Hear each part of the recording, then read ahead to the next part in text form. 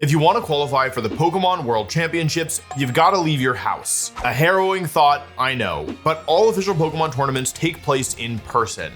And doing well at these tournaments awards something called championship points. Earn enough points and you'll earn a world's invite. The in-person requirement, however, is a bit of a thorn in my side right now as I'm taking a break from all in-person events for at least 4 months. Fortunately for me, there is one exception to this rule. One type of tournament that you can enter without touching grass, while still earning those crucial championship points. It's called a Grand Challenge, and it is extremely difficult. Not only do literally thousands of people enter every single one, but it's also one of the only tournaments aside from the World Championships that is truly global in nature. Since you don't have to travel to compete, the best players from every region all get to compete on even ground. To make matters worse, the tournament itself often feels like psychological warfare. Unlike in-person tournaments, players are given almost no information about their opponent's teams, and matches are best of 1 instead of best of 3. This means that if you can catch your opponent off guard with some unconventional strategy, you don't then need to beat them a second time. And so, players try their hardest to cheese every win that they can get. I signed up for this tournament, but I did not expect to win. Okay, well that's not actually an accurate representation. I didn't think that it was even possible for me to win. Instead, my goal was to aim for a good chunk of championship points by finishing top 8 in the US, which probably means somewhere around the best 20 players globally. Points are given out based on your region, not based on your final standing like raw. But to be blunt, I thought that even this goal was probably too ambitious. It's partially because I think that setting rigid goals in any Pokemon tournament is a fool's errand because there's so much inherent variance, but especially so for this tournament. That's partially because of my team. Not only did I not have very much time to practice with it, but it also breaks many of the rules that I personally try to follow when choosing which Pokemon I want to use. This team has not 1, not 2, but 3 fire types. Half of my team is fire, hello? It also has a number of inaccurate moves, something that I really try to avoid because I prefer to have as much control over the battle as possible. One of these moves, though, is particularly iconic for its ability to win or lose games on the roll of a dice. A move that I personally hate so much that I generally avoid using it.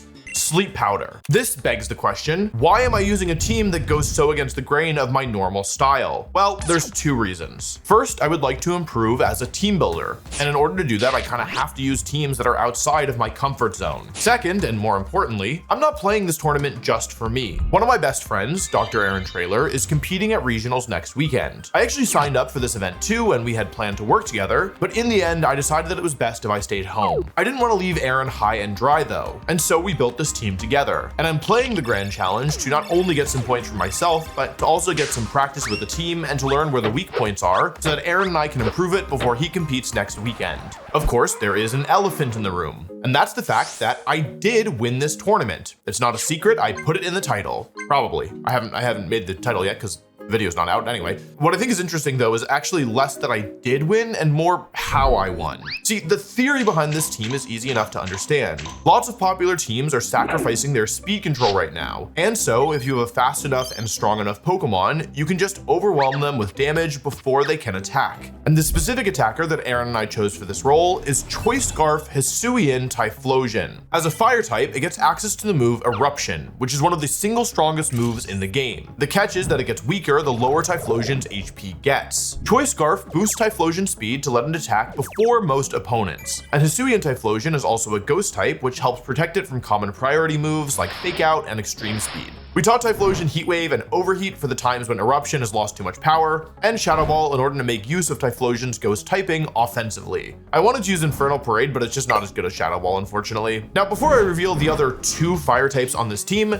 you should subscribe. Yeah, you, hey, I can see you looking to skip this. Don't do it, subscribe first. Firstly, it's free. And secondly, it makes sure that YouTube shows you more videos like this one, which, I mean, who are we kidding? You know this isn't the last video like this you're gonna watch, come on. Anyway. Typhlosion on its own is not nearly strong enough to blow away opponents' teams, which is where the second fire type comes in, Torkoal. Torkoal's used here for one main reason. Its ability, Drought, which sets the strong sunlight up for 5 turns whenever Torkoal hits the battlefield. Sun is one way to boost Typhlosion's damage output, as it gives all fire-type moves a 50% damage boost. Terra Fire on Typhlosion provides a second boost, and Torkoal can provide a third, with the move Helping Hand, which gives another 50% damage boost. Combining these 3 multipliers means that you can even KO some Pokemon that resist fire moves such as Terra, Water, Gholdengo. Even better, Torkoal can do more than just boost Typhlosion, since it also has both Terra, Fire, and Eruption, plus the Charcoal item to give its fire moves an extra damage boost. If Torkoal is able to attack first, it can fill a similar role to Typhlosion with its powerful fire-type moves, and because Torkoal is incredibly slow and Typhlosion is incredibly fast, the team is set up to have a strong source of fire-type damage both inside and outside of the field-conditioned Trick Room, which causes slow Pokemon to move before fast ones. Now, the theory behind this combination sounds very strong. KOing all of your opponent's Pokemon with an absurdly powerful move before they can even react, well, it certainly can't be bad, right? But it's actually this exact combination that had me so convinced that I could not win this tournament. Because while this idea is strong in theory, it is much harder to pull off in practice. Because teams right now are loaded up with more fire resistances than maybe any other time in history. Incineroar, Dragonite, Basculegion, Pelipper, Terra Fire, Rillaboom and Annihilate, Terra Water, Gholdengo and Ursaluna Blood Moon, Dondozo, Tatsugiri, and more. Most teams have 3 or 4 of these Pokemon, not even considering more niche options like Armarouge, Garchomp, Tyranitar, and Dragapult. None of these are even that niche now that I say it out loud. Typhlosion and Torkoal, while strong, are inflexible. And remember, Eruption requires Typhlosion to be at full HP in order to actually pull off the combo. So while it looks strong in theory, in practice, many of our games would center around a foe tanking an Eruption, damaging Typhlosion, and then everything falling apart. But I did win this tournament. And like I said, the interesting thing is how. Over the course of the tournament you're about to watch, you will see me in real time learning more about how the team works. And eventually, you'll see me discover that it's not that I was wrong about Typhlosion and Torkoal, it's just that I was early. Initially, I'll try and use Typhlosion and Torkoal at the start of the battle, but it won't work because of all the fire resistances. What I eventually recognize is that resisted damage is not nullified damage, and so I'll change my approach. Rather than opening with Typhlosion and Torkoal, instead I'll bring them in the back, and I'll open with 2 more Pokemon intended to bait the fire resistances onto the field so that I can chip them down. Even if I don't KO the fire resistances, I don't actually need to, because chip damage is all I need to let Typhlosion be the closer, not the opener. So, my go-to opener will feature one of my favorite Pokemon added in Scarlet and Violet, Farigiraf.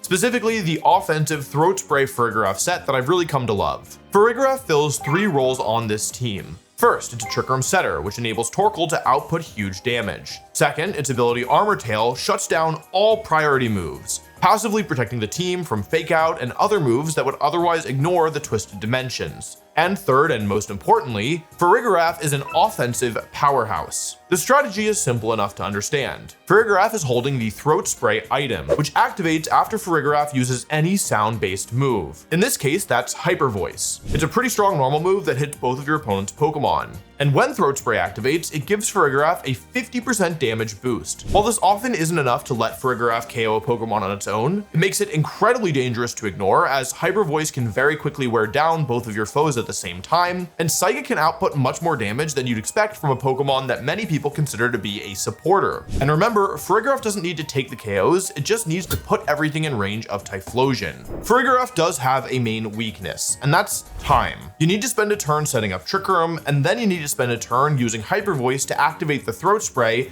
before Farigiraf reaches its full potential. So it's clear that Farigiraf is going to need some help, which is where the third Fire-type Pokemon on the team comes into play. Incineroar. It feels very strange to have literally half of the team be fire types, but when the best Pokemon ever made is a fire type, sometimes you have to bend your rules on how many fire types is too many. With Fake Out, Incineroar excels at letting Farigiraf set up Trick Room, with its Intimidate ability passively weakening foes along the way. Once Trick Room is set up, Incineroar changes roles. Unlike many of my past Incineroar, this one is trained heavily in its offense, allowing Knockoff and Flare Blitz to do huge damage. To make up for the lack of bulk, Incineroar is holding the Assault Vest item. Normally my go-to item on Incineroar is Safety Goggles to help against Amoonguss, but with 3 fire types and a psychic type on the team already, I'm not so worried about the fungus among us, and I'd rather have the bulk. Assault Vest does mean that Incineroar can only use moves that do damage, so the final move slot goes to U-turn, which actually does respectable damage to some Pokemon like Indeedee and Tyranitar, but is mostly here to let Incineroar switch out and another Pokemon switch in.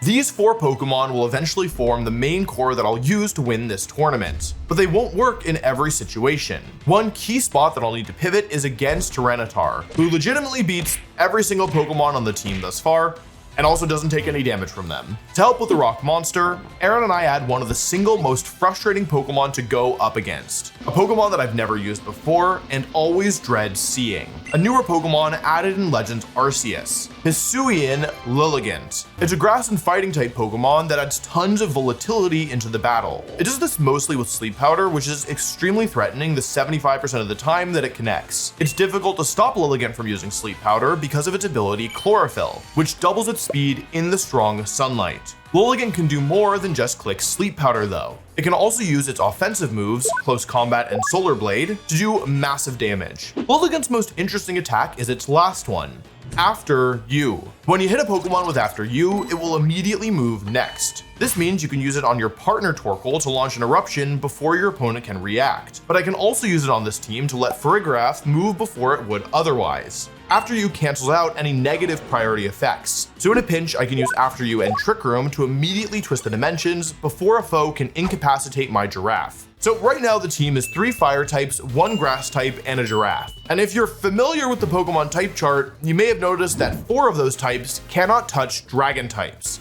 Like, at all. This is especially a problem because multi-scale Dragonite is especially difficult to get into range of Eruption, thanks to the extra bulk that the ability provides. This team would also like more for rain teams and for Dondozo, who right now is kind of looking like an auto loss. Dr. Aaron Trailer is actually running Curse on his Typhlosion to hopefully help with Dondozo. My idea is for the last Pokemon to be Dragonite, but one that deviates from the norm a bit. Some aspects are standard, like the defensive Terra type of Fairy and the moves. Scale Shot is a surprisingly good Dragon type move that hits 2 to 5 times, lowers Dragonite's defense after connecting while raising its speed. With the loaded dice item, this move will always strike 4 or 5 times, doing great damage, assuming the 90% chance to hit actually happens. I never like using Dragonite with only Scale Shot for damage because it literally can't do anything to Fairy types, and Extreme Speed is a powerful priority move that can come in handy to finish off low HP targets and gives Dragonite another attack. Haze gives the team a way to remove Dondozo's stat boost, making the matchup actually playable, and Protect is the final move which helps keep Dragonite safe. Where this Dragonite bucks tradition is surprisingly the ability, which is almost always multi-scale. Because Scale Shot lowers your defense stat, every Dragonite that runs Scale Shot also runs multi-scale for a bit of insurance. My Dragonite, however, is using Inner Focus. This ability does 2 things. It prevents flinching, and it prevents Dragonite's attack from being lowered with Intimidate. While Aaron and I did originally have multi-scale, we realized pretty quickly that opposing Incineroar is a massive problem. It resists every move from all 3 fire types aside from like U-turn and Fake Out, I guess. It hits Farigiraf and Typhlosion for super effective damage, is immune to Farigiraf's strongest attack, and it weakens both Dragonite and Lilligant's offensive moves. After an Intimidate, Incineroar will almost always take 2 Scale Shots, and 1 Scale Shot won't be enough to put it in range of Sun-boosted Terrafire Eruption. But with Inner Focus, Incineroar no longer gets to reduce Dragonite's damage output just for switching in, and that means that Scale Shot can do over 50% if it gets 5 hits. It does make Dragonite more vulnerable generally, but the truth is that on this team, we need Dragonite to do damage more than be this like bulky tank that sticks around for the whole battle. It's fine for Dragonite to go down as long as it takes Incineroar with it, or more realistically puts Incineroar in range of Eruption. With the addition of Dragonite, this team is complete, and a good bit more well-rounded than it was looking before. If you'd like an explanation of what the specific PV spreads do, that's available on Patreon. The Patreon allows me to justify spending extra time on big videos without having to cut corners on quality, so I would like to say thank you to everyone who's currently supporting or has ever supported in the past. I post 3 additional videos there a month, including 1 video submitted by and chosen by the members. I also post all my tournament teams there first, in addition to any unedited tournament runs that I have recorded. For this one, for example, there are 10 extra games on the Patreon that we had to cut from this video for the sake of time. This tournament takes place over 3 days. Each day, you unlock 15 games for a maximum number of 45 games. Unlike in-person tournaments, this tournament uses a ladder to determine placements. Everyone starts with 1,500 points, and you get points for winning and lose points for losing. Last time, I ended with a score around 1760, which was just barely not enough for my goal of top 8 in the US. I finished 12th. So throughout the tournament, I'll be aiming to get at least 1770, though who knows where I'll end up. Of course, that is putting the Kartana before the horsey, because every tournament begins with game number 1. Alrighty, hello. So this is the grand challenge number 3. The tournament has just started, so basically everybody's starting at 1500. Nobody has any points yet. Let's see what we're going up against here in the first round. They have a couple Pokemon that are pretty good into my Typhlosion. It's probably AV on the Rillaboom. It's probably Scarf on the Basculegion. I have 48 seconds left to figure this out. I think that here, I don't want to bring Dragonite because the Volcarona is probably Fairy Terra. My instinct is honestly to do Incin plus Farig up front with Torkoal plus, I kind of want to bring Typhlosion anyway. The problem is that this is pretty bad if the Annihilate was like final Gambit, but I think it's more likely to be set up Annihilate. So let's give it a shot. This team is like definitely not my normal comfort zone, but it's, yeah, I think still pretty strong. And that team had Taunt, Ghost Terra, Incin, right? And the Ninetales, let's see here. Okay, Basculegion Incin is honestly a fine lead. Totally fine. I have Incin plus Farig. Let's pay attention to the Intimidate. I'm Mint Speed Incin, so really this was always, yeah, gonna keep things pretty straightforward. I fake out the Basculegion, or Intimidate the Basculegion and the Incin as well. So I'm probably gonna take a hit for here from the Basculegion on my Incin, but I'm fine to just click Fake Out and Trick Room here. I would like Trick Room to be up. It's good for my Torkoal. Okay, that's great. Fake Out into Incin. Let's see if they have Covert Cloak. They go for Flip Turn. That's fine. What they normally do. It doesn't even 2-hit KO, which I actually thought it would 2-hit KO. So what comes in here? I mean, it's probably Ninetales in the back, and then so it's whatever the last Pokemon is here. Ape. Oh, it's Ape Escape. Okay. And they are not Covert Cloak, so that's good to know. I mean, honestly, I kind of want to bring in Torkoal now. I could Water Terra, but I think I want to save my Terra for Typhlosion. Last Pokemon is probably Ninetales, right? Actually, yeah, I don't want to lose a Pokemon just yet. They actually switch out here, so they have double Ghost. I expect this to be Basculegend. It is Basculegend coming in here. It has Flip Turn. Wait, if it has Flip Turn, it always has Wave Crash, Last Respects, and Aqua Jet, right? So it's probably Scarf. I get the U-turn off. So the nice thing about setting Trick Room up here is that I'm able to Hyper Voice and get rid of my item before they're able to actually do anything. They could Parting Shot here. That's also an option. I get Sun Up. I guess Parting Shot would actually be worse than Knockoff. But also, I'm getting damage down, which is the big thing. That did a lot. That did a ton. Oh my god. Because I don't think Basculegend can protect itself. If they knock off here, they're in huge trouble. Knock off, knock off, knock off. Nah. It's okay. It's okay. It's okay. It's okay. Because they hit the Torkoal. I wonder, do you all think that Helping Hand Psychic +1 KOs Basculegend? There's no way, right? Good KO. It actually is super likely to KO if they're not bulky. Wait, it's guaranteed up they're not bulky. I think they're not bulky. I think I'm gonna get it. Okay, Ninetales comes in. Okay, so Ninetales is in now. I know all 4 of the Pokemon, and the Incin has taken damage. So in other words, first of all, I could just kill this Basculegend if I wanted. Yeah, you know what? I do it. Don't switch. Please don't switch. Okay, they stayed in. Show me Protect from Ninetales. There's 2 turns of Trick Room left. Okay, this should kill. Surely this kills. If it doesn't, I'm in big trouble. Okay, this Pokemon Fergraph is not a balanced Pokemon. I don't know what to tell you. They go for Blizzard. Okay, so Freeze would be bad. Doesn't do that much damage though. It's probably Sash. Okay, no Freeze. That's good.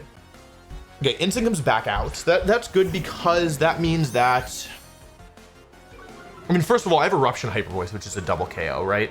But the problem is that Incin could Terra. Like, I want to switch Torkoal out, but I feel like I'm not supposed to. I feel like I'm supposed to go click Eruption plus Hyper Voice here. I go Eruption. Because all I need to do is set up for Typhlosion to Helping Hand Eruption win the game, right? Here's the Terra. So this is going to be Ghost Terra, but the thing is, this is fine because my goal is not to win the game with these Pokemon. It's to win the game with... Yeah, this is actually Turbo Fine. Because now that they've Terra'd, as long as I break the Focus Sash on the Ninetales, Typhlosion just wins the game. Like 20 out of 20. Okay, they Protect. That's good. I just need to break the Sash. That's the one way that I lose this, is if Sash doesn't get broken. Here's Eruption. And Hyper Voice isn't going to do anything, which is fine. Doesn't do nothing. 10%. I did 100%. Hyper Voice does nothing. Hello? I'm yelling for no reason. Hello? Hello? Show me Knockoff. Yeah, that's a good move. It's unfortunately quite a good move. Okay, let's just be careful here because now I'm neutral on Farig.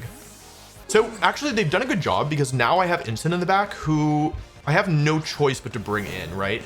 At some point. The Ninetales just protected. Do I ever click Eruption and Psychic this turn and kill the Ninetales? Yeah. No. Yeah. This is wrong. I'm sure this is wrong. Oh, I'm a genius. -1 Torkoal in the snow for 20 turns.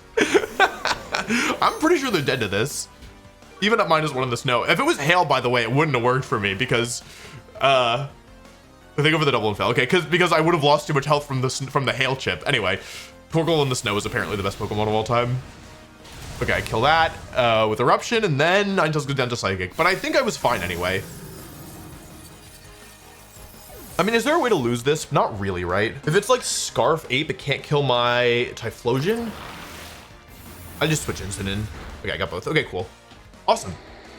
It was a scary matchup, but I think I played pretty well. I think I like did a good job of not overthinking things, which tends to be a weakness of mine. Just like going for the play that was like seemed strong in the moment. Yeah, -1 Torkoal in the snow did a lot more work than I was expecting. If I can be just blunt. Here's Ape again. So this thing can't Terra. I have neutral for Egg. I actually think that in this position I need to switch into Instant to guarantee the win because I don't know the moves of the item on the Ape. Yeah, this is fine. Yeah, I didn't even need to bring out Typhlosion, which is good. 4-0, pretty good way to start. Not complaining about that. Okay. What? Huh? Hello? What is this? Let's just stay calm. So, I mean, I have Lilligant, who in theory is pretty good against slacking, wheezing stuff. Like Typhlosion, Lilligant, Instant for Rig could be pretty good here. I already know Torkoal. I don't need Torkoal though, right? Try and clean up with Instant for Rig. I don't know what to do. I'm gonna go, it's not perfect, but I'm gonna go with this again. Just because I don't have time to come up with something better. Basically, against certain Zoroark leads, this is pretty bad, but against slacking leads, it's pretty good. Like wheezing slacking, I prefer this. Ninetales wheezing. So let's play is one of these Pokemon. Oh wait, I won't get to see. It could be Zoroark. Oh, hello. Ninetales is Ability Shield and wheezing is wait, it's Ability Shield. Oh, bonsoir. They have wheezing in the back. Do I even need to, wait, hang on. Do I need to Terrasilize to kill Zoroark? There's no way. There's no way. There's no way. That Zoroark does not have bulk. Okay, no Sun, Eruption, no Terra, Dedge, Turbo Dedge. I'm going Eruption, Sleep Powder into Ninetales. Bye-bye. Wheezing for wheezing. Oh, wheeze for wheeze. I mean, I'm quite happy to get damage on this thing. They have to Terra here, right? Surely? Bonsoir. Je suis un wolf. Je m'appelle. Didn't Terra. If Citrus Berry, that's actually a little annoying if I can be blunt. Did I hit the Sleep Powder? Okay, first Sleep Powder of the tournament. That's more or less what I expected. Citrus Wheezing, Ability Shield, Spec Zoroark. So whatever they send in here, I'll know for sure. It is slacking. Because otherwise Neutralizing Gas would come into play. So, I mean, they kind of have to go for Sucker Punch, right? I'm down to just bring in Instant and click Sleep Powder into the slacking. Instant is kind of my last bastion, though, against... I'm going to go for Rig here and click Sleep Powder. I heart clicking Sleep Powder with my sleepy guy. Like, Typhlosion will kill 2 of the mons if I deal with the slacking. So that's all I have to do is get rid of the slacking. And I need to watch out for... Sucker Punch, okay. Fails. See if I can get the Sleep Powder off. That's a big Sleep Powder. That's a massive Sleep Powder. That's what they're going for here. Could be anything. Could be Taunt. Sludge Bomb. Uh-oh. Dodge it. Actually die. Poison, poison, poison. Turbo Clutch. That's really good. That is really, really, really good. Because you're thinking, why is that good?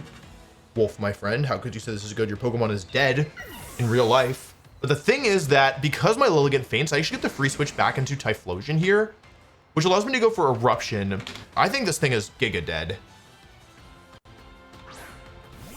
I think I get to go Terrify, Eruption, and Psychic here and try and get the kill because I don't need the special attack boost. Yeah, this thing is Giga dead. It could be Assault Vest. If it's Assault Vest, it's not Giga dead. Yeah, no need to greed the Terra here. We still have Instant in the back, so if we get rid of the slacking, the thing is that, yeah, if slacking goes down, then Instant should win the game just because they have 2 special attackers against Instant. They protect Wheezing, that's the right play, otherwise they were super dead to Eruption. But basically their play here is that they need slacking to wake up this turn. Sorry, they need slacking to survive this turn and then go for a Sucker Punch in the next turn. But if they go down this turn, they don't get a chance to do a Sucker Punch next turn. So let's see how much this does. I could have Hyper Voiced, but I went for Psychic. Anyway, that should be the game because they haven't Terra'd yet, but to me, it looks a little difficult to come back with Spec Zoroark and no item Wheezing because Citrus Berry was eaten into Scarf Typhlosion. Typhlosion's been a lot better than I expected in these early rounds. Like, I think that which of my Pokemon are good will change as the tournament goes on. Ooh, the Terra. Yeah, basically the reason why I went for Protect here is because, like, what if it's Terra Fire Zoroark? I don't think it is, but what if it is, you know? Oh, also if I Protect here, that opens up the option of going for Fake Out next turn if I lose Typhlosion. Now, I do believe that Eruption is just going to kill these 2 poor Pokemon, and that's going to be the game. But I wanted to cover for the option, right? Imagine I went for Terrify Eruption, and then they go for, like, I don't know, Terra Fire Typhlosion, and I don't know. It was probably fine regardless, but I just figured this was safer. Anyway, turns out Choice Scarf Eruption is pretty good, even without the sun. And that's the game. Okay, 3-0, pretty good start. I'm gonna take a little break now.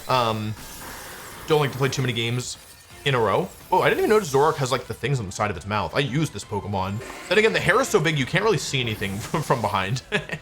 You're like looking at it and you're like, I mean, I guess it has a design, but all I can see is the hair. Also, it's not like I ever looked at it because it was always like an illusion anyway. So anyway, we have defeated Zoroark, Slacking, Weezing. Evil team. Alrighty, let's see here. So we're 1546, 1624. This person's got to be undefeated. Oh, Sand is the worst matchup. Okay. I don't know what to do. I never figured out Sand. Instant has to come. Farig has to come. I'm not bringing Dragonite into... No, it's not Dragonite. There's no way it's Dragonite. So it's the other four. So it's Lilligant, Farig. I'm doing Lilligant lead, but I don't really like Lilligant lead here. I think I lead Lilligant and then just switch it out right away.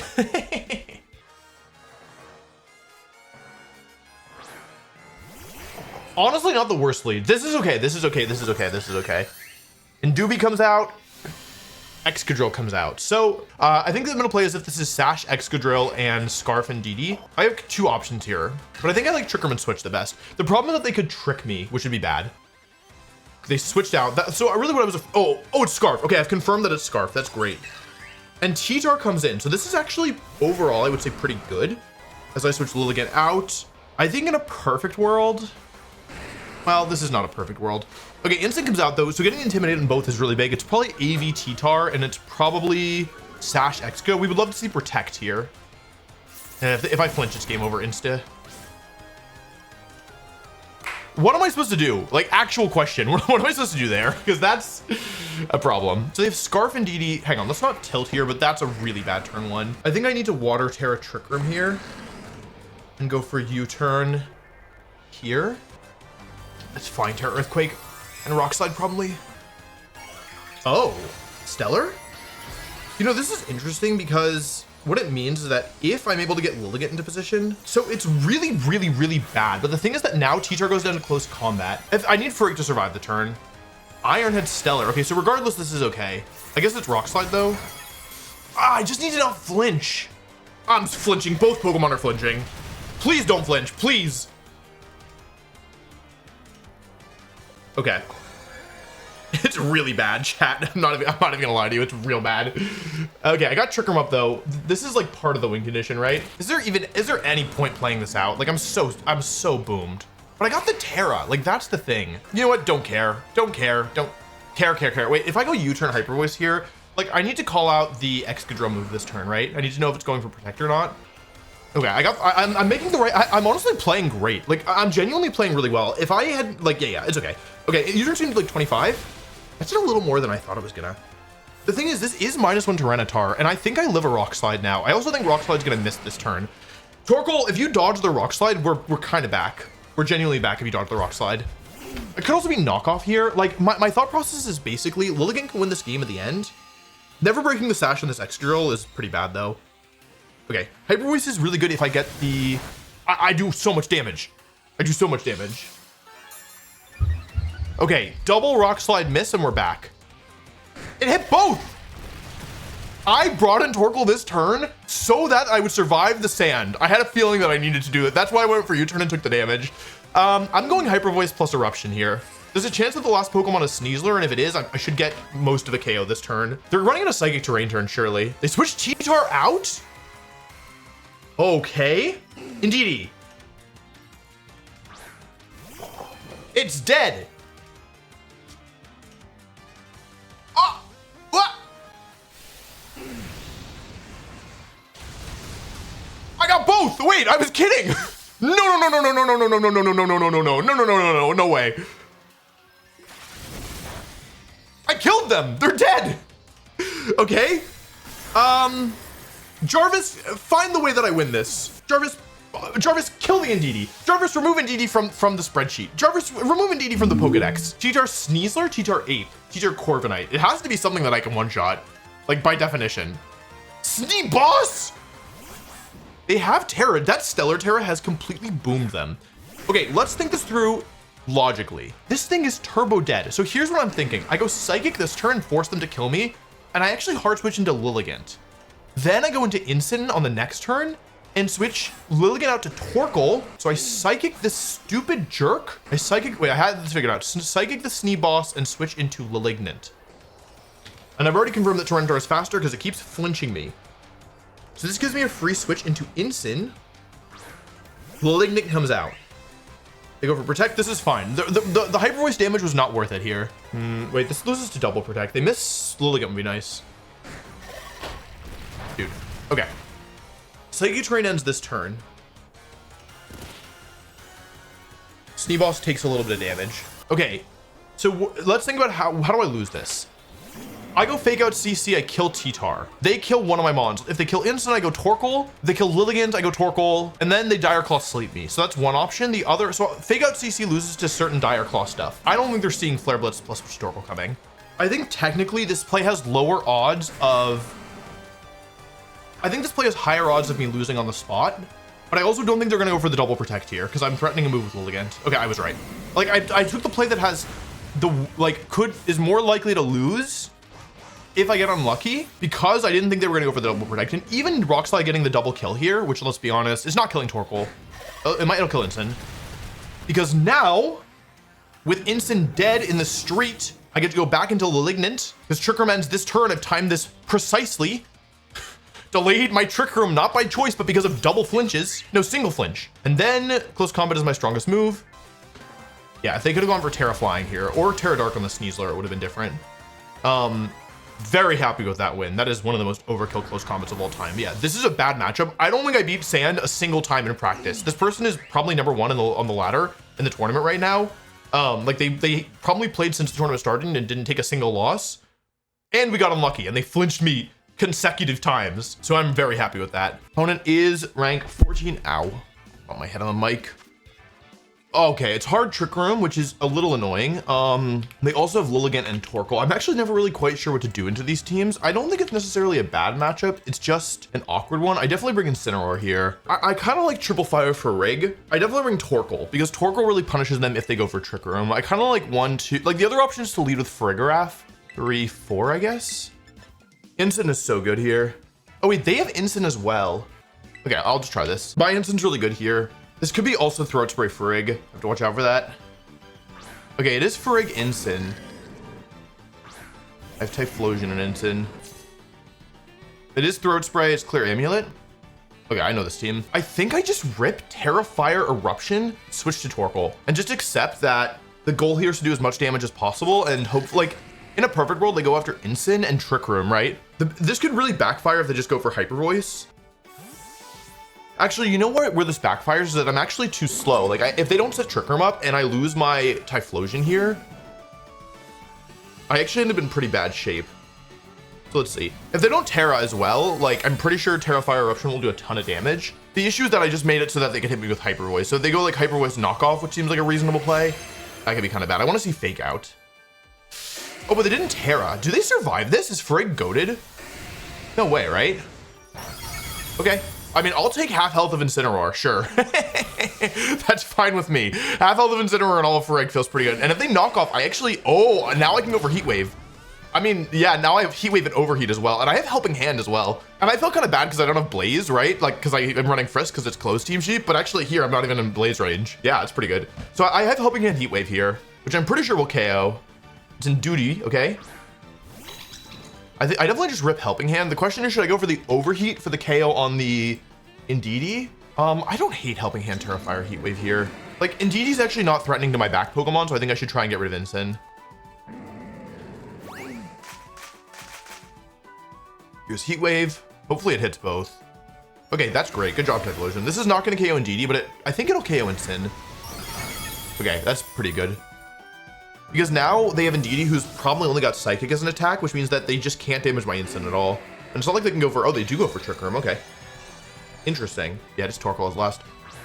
Let's say there's specs. 3 turns of Sun, 4 turns Terrain, 4 turns Trick Room. So it's definitely Helping Hand Heat Wave. I do not need my Typhlosion to win this game. Here's the problem. They have Terra Fire Eruption with Helping Hand in the Sun. And if this is Choice Specs Torkoal, which it normally is, it does a lot of damage. It actually almost kills my Incin. Hold on a second. Did I make a mistake? Oh, it could be Charcoal Torkoal here as well. My Torkoal certainly dies, right? Yeah, super dead. So I think I actually might have made a mistake here. There's 3 turns left, but I don't really see how. Hang on, there's 3 turns left of Trick Room. There's 2 turns left of Sun, right? So let's say I go Protect for Egg, switch into Instant, I'll die. My Torkoal's not minimum speed. It's 1 point above so that I can outspeed stuff outside of Trick Room. I go into Instant here. Here, yeah, this is actually kind of bad. I think that I might have made a mistake. Okay, I think I see how I want to win this, which is U-turn here and Protect again. Because I'm not min speed on Torkoal, so I don't think there's ever a world in which I outspeed them. Okay, I have to pivot. This sucks.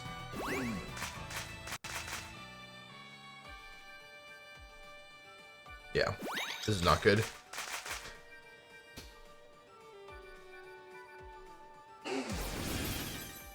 Because basically, what I was thinking is I can U-turn.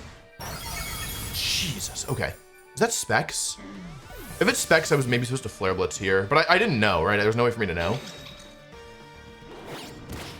A lot. I got half health off of this thing. It was Specs. Okay, so I could have Flare Blitzed in hindsight. There's 1 turn left of Sun and 2 turns left of Trick Room. They don't know that Frigg has Protect, though. So I go knock off here and I Protect. I think that this is going to be... There's a chance that I live Heat Wave because I just reduced a ton of their multipliers. Like I got over half health and okay. There's a chance. I don't think I survived this. But they could miss. Okay, they don't miss. You know, honestly, Instant could survive. It's not out of the question. It's so goated. Okay, I feel like this is actually a really difficult game to figure out how to win, and I'm really proud of myself for figuring it out because it was not obvious. I will tell you that much. Okay, what's my best play here? It's knockoff for sure. Is it ever worth it to go for the double Protect? I don't think so. I think that if Torkoal should not. No, it's definitely not because I'll just Psychic. Because I don't think Torkoal should be able to KO me. Yeah, definitely not with that. That was like, given how good the start was, this was really close. Like after I got the turn 1 where, yeah, like I got rid of the Farigiraf and I got half of Instant and I didn't even lose a Mon. I was like, oh yeah, like this is super good. But then, yeah, Torkoal with Specs in Trick Room. I'm almost wondering if maybe, like I didn't want to deal with the speed tie of Torkoal, right? So that's why I made my Torkoal 1 point faster. Like minimum speed Torkoal is like 22 and mine is 23. But now I'm thinking maybe that was a mistake. Well played though. Yeah, they played really well. Okay, here we go. CBH013. Okay, Mousehold Goldengo. I'd like to lead with Typhlosion here. The problem with leading Typhlosion is that, you know what? I'll do Typhlosion for Rig with Instant in the back. And I kind of like Torkoal here. They have 1 fire resistance. Because the ability, Excalibur's ability means it can't be burned, but it doesn't mean that it gets the resistance, I don't think. Talonflame Excalibur. Okay, cool. Interesting. Life Orb on the one of them and Assault Vest on the other. I'm gonna say it's Life Orb, Talonflame, and Assault Vest Excalibur. So I'm gonna go Instant and Trick Room, I think. Oh, if they taunt me, I'm dead. If they taunt me, I'm turbo dead.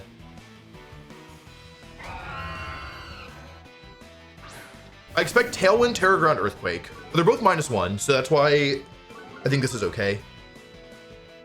Terra Ground, Assault Vest, Terra Ground, Earthquake. I mean, there's no reason for Talonflame to Terra here, right? The issue is that they could not realize that I'm Scarf, in which case it would be fine for them to go for... Wait, that means no Assault Vest on the Rillaboom. Tailwind, Tailwind, Tailwind, not Taunt? That's not good. That's actually way worse. I'm living this, but it's doing a lot of damage. Earthquake. Yeah, okay. It's a good thing I brought in Instant as my takeaway from this.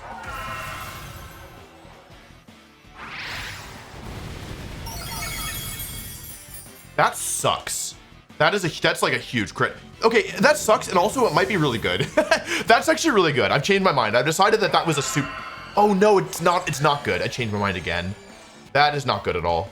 Because Terrifier Eruption versus Excalibur with Assault Vest. I don't think I'm gonna do enough damage here. I definitely go Torkoal here. Here's the problem. Okay, surely they go for Earthquake, right? Yeah, if I had 1 more turn, this is the thing, if I had 1 turn of Fake Out Hyper Voice here, then that would be fine, and I would just KO everything with Torkoal, but getting crit means that I don't have that option.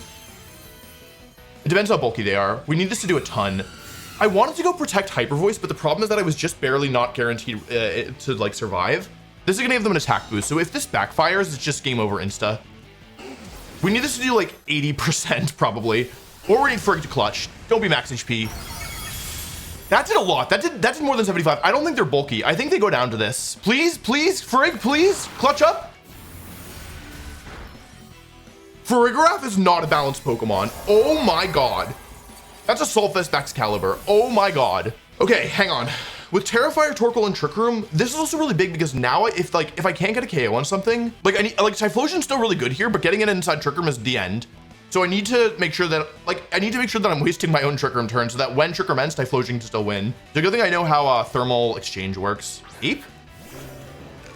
I mean, this thing can't Terra. They've already Terra. This is the problem with going for an offensive Terra. Okay, I go Eruption and I actually go Psychic here, I think. Because I actually would prefer to take a Brave Bird than an Ape attack. Okay, they forfeited. It actually was not over, but I'll take the forfeit. Yeah. Yeah, it actually was not over.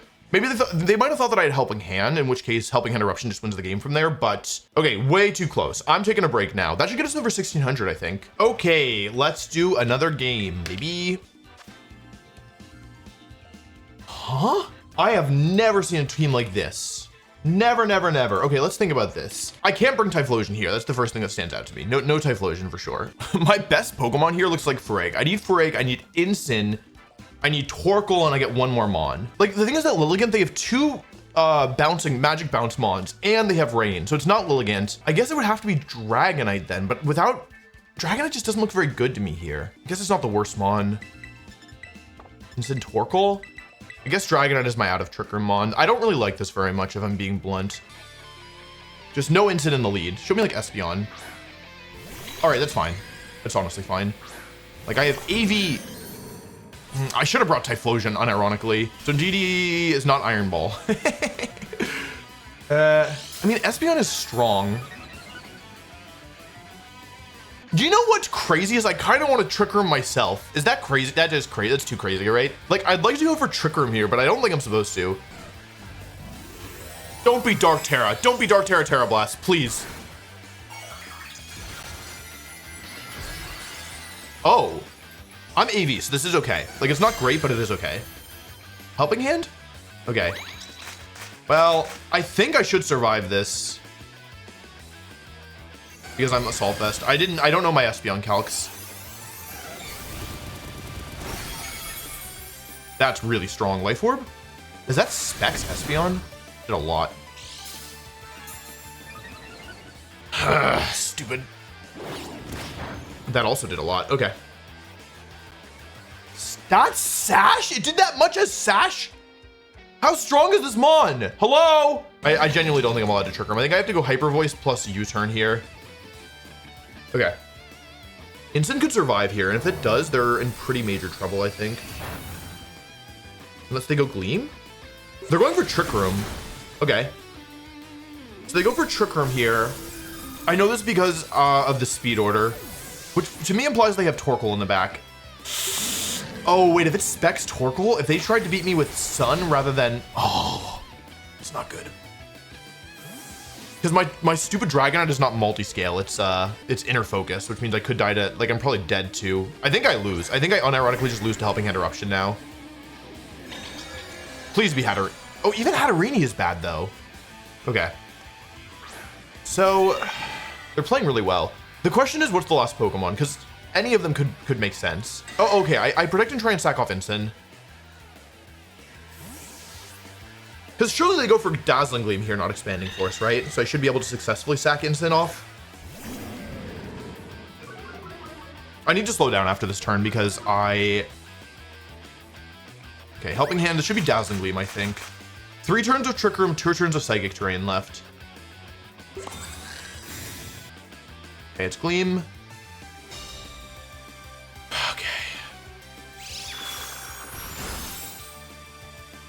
Probably Life Orb on the Hatterene, right?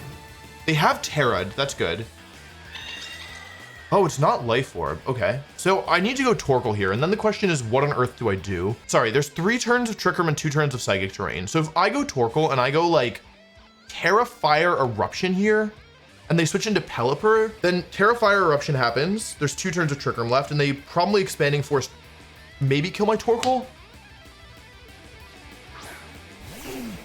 I gotta run some calcs. Expanding Force will kill me if they're Life Orb, but they're not Life Orb.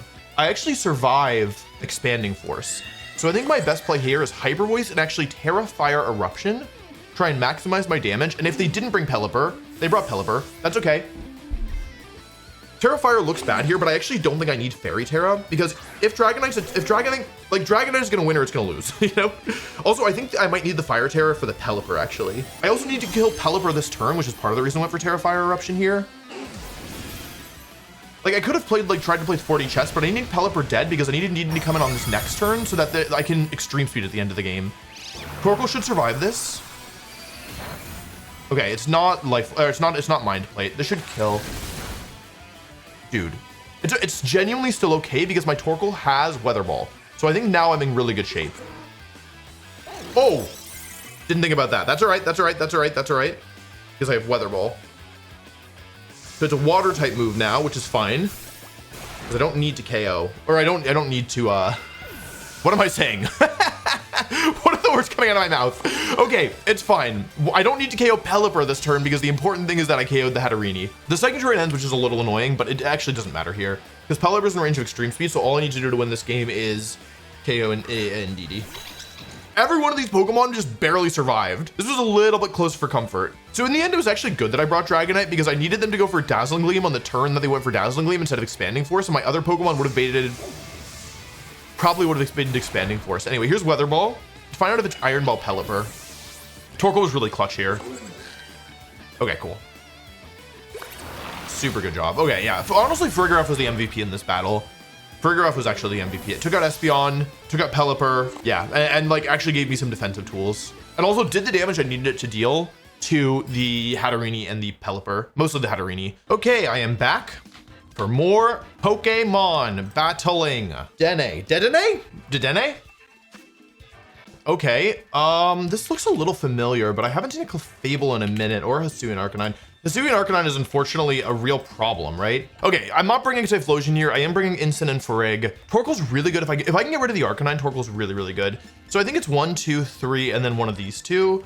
So I guess it's Malignant up front. The Arcanine could be Clear Amulet, I guess. There's no coach. Oh, it could be Coaching Annihilate, but it's Scarf. This looks okay to me. It's not perfect by any means. Getting rid of the Arcanine is like my super duper #1 priority. I bet +1 Helping Hand Psychic does a lot to it if I can get a Hyper Voice onto it. I bet Hyper Voice plus +1 Helping Hand Psychic is probably gonna KO. This could be like something annoying. So I've got Lilligant out, which means I'm pressuring a lot. I could Sleep Powder Trick Room, or I could switch out and Trick Room. I honestly don't hate switch Trick Room here because I didn't want to lead with Incin because I was worried about the Annihilate. But I think getting let's see if it's Clear Amulet, because that also matters. I don't know. This is maybe a mistake. This is maybe banking on them playing a little defensive here. Let's see if they are Clear Amulet. They are not. That's great. Protect would be good. Here's a Terra. I wonder if it's Grass Terra. Honestly, kind of regardless, it's good for me. It's not bad, folks. Oh, that's not bad at all. Hold on a second. We got the Terra. Hold on a second. Show me Protect Quiver Dance. Show me Protect Quiver Dance. Oh, that's not good. Rock Slide? That's really bad. If I flinch here, game over insta. If I flinch here, insta game over. Okay, I got Trick 'em Up. Not game over. So how do I win this? They've Terra'd the Volcarona, so now Eruption is going to be really good. Like surely they're afraid of Flare Blitz here, right? So I can go for Fake Out Hyper Voice. This is really greedy. I maybe should have just attacked here, or maybe I should have gone after the Volcarona because the Arcanine isn't really threatening anything and could switch out. This was a mistake. My play was a mistake. I needed to Flare Blitz into the. Well, imagine this is 8. Double normal move. There's kind of no good options for me here. Protect? Okay. So there's good news and there's bad news. You want the good news or the bad news, chat? So the bad news is that that was a really, really bad turn for me. The good news is that now Volcarona is going to very clearly go into an eye. Honestly, I didn't really have a good punish for this, actually. I'm going to call that the Volcarona switches here. So I'm going to knock off and Psychic into the Ape. So I'm just going to try and KO Ape here. It could have Protect. The thing is, because they've Terra'd Arcanine, that means that it is in range of close, or like I can still close combat it. Do you think close combat KOs? These sets aren't normally super tanky. Okay, no Protect, that's great. Scarf, okay. Lilligant versus Arcanine Hisui. Good kill. It depends how bulky they are, but if they're no bulk, I get the one shot. Okay, so I can KO this Arcanine later with Lilligant, which is good. Volcarona. Okay. Grass Terra Volcarona. So the big threat here is this Arcanine. How many turns of Trick Room do I have left? Only 2. I think I go Flare Blitz and Hyper Voice this turn. Flare Blitz, Hyper Voice. That's not good. Oh, it was really obvious. I could have. No, like everything I was doing here was a prediction, unfortunately. Okay. I need double Rock Slide miss. Honestly, I don't even think the Rock Slide damage is that influential at the end of the day. I hit both. I should survive with both. Okay, I survive with both, which is great. The problem is that now Rock Slide will KO both my Mons. This is the last turn of Trick Room. I think actually I should be going for Flare Blitz and Psychic here. This loses to... It really depends on what the last Mon is here. I want to double the Arcanine, but I think I need to do this instead. Because I think I have to hope that the last Mon is... That's not what I expected. They might be going for a double Protect. It is Ninetales. Okay, so... Torkoal's great here. Torkoal's really, really good. Let's see if they get the double. They didn't go for the double. Oh, if I get the KO here... I'm not getting the KO. Yeah. That's okay. That's okay. It's okay. It's actually totally fine because I go for Psychic. Okay, because they've already Terra'd. So I get the KO in the Volcarona. This could be Sash Ninetales, but it doesn't need to be. Sometimes they aren't Sash. I guess the 8 was Scarf. So now I go into Torkoal because I don't want to get intimidated. So I go into Torkoal here. I take the Intimidate and I go for Protect Trick Room. I just could have Encore though. Like, do I even need to Protect here? I probably should. Protect plus Trick Room. No Protect from them. I might not have been in danger of going down here, but I felt like I should go for this anyway. They could also miss a Rock Slide. They go for Moonblast into the Torkoal. They go for Rock Slide. So if they miss Rock Slide, I win the game. That's fine. Fur goes down, but it's done a good job here. Because now I still focus Sash Lilligant in the back. Should I cover for Encore? Is that crazy? Okay, I go into Lilligant here. I have two. It's full HP versus full HP, basically. I've done a little damage to Arcanine, but I have the weather control. After Your Eruption could wait. If there's Sash, I lose the game with After Your Eruption. Let's just do Weather Ball plus Close Combat here. I should do it this turn. Weather Ball plus Ghost Terra Close Combat, because they can't survive this. Like, I don't need my Terra on anything else this game. I think it's fine to just use it here. This covers for like a random extreme speed. I think they're probably going to protect Arcanine this turn. Oh, I was wrong. Okay, so could I still lose this? If they go for Encore into Torkoal, but I am forced to use Protect, right? Blizzard. Okay, that's fine. I win. The thing is that they can't freeze me in the sun, which is one of my favorite things about using sun. They crit Torkoal actually, so that was a crit damage. That was also -1, so I don't think this thing is Sash because that did no damage. I think that's not max special attack. Okay, cool. Alrighty. That was a little scary. Arcanine Hisui is obviously a pretty difficult Pokemon to deal with, but I feel pretty good about how we played that, truthfully. I think saving Lilligant was really good. Also, I think I just applied a lot of pressure inside Trick Room. Yeah, I'm happy with that. Okay, 1569. Dondozo, Tatsugiri, Dragonite, Ninetales, Annihilate. Jeez. I like Dragonite a lot here. I definitely want Lilligant. I want Lilligant, I want Dragonite. I want Torkoal Incin? No, I want Farig here. Incin, Farig, no Typhlosion. I need Incin, I need Farig. I want Torkoal. I do not like this even a little bit. This is not gonna work.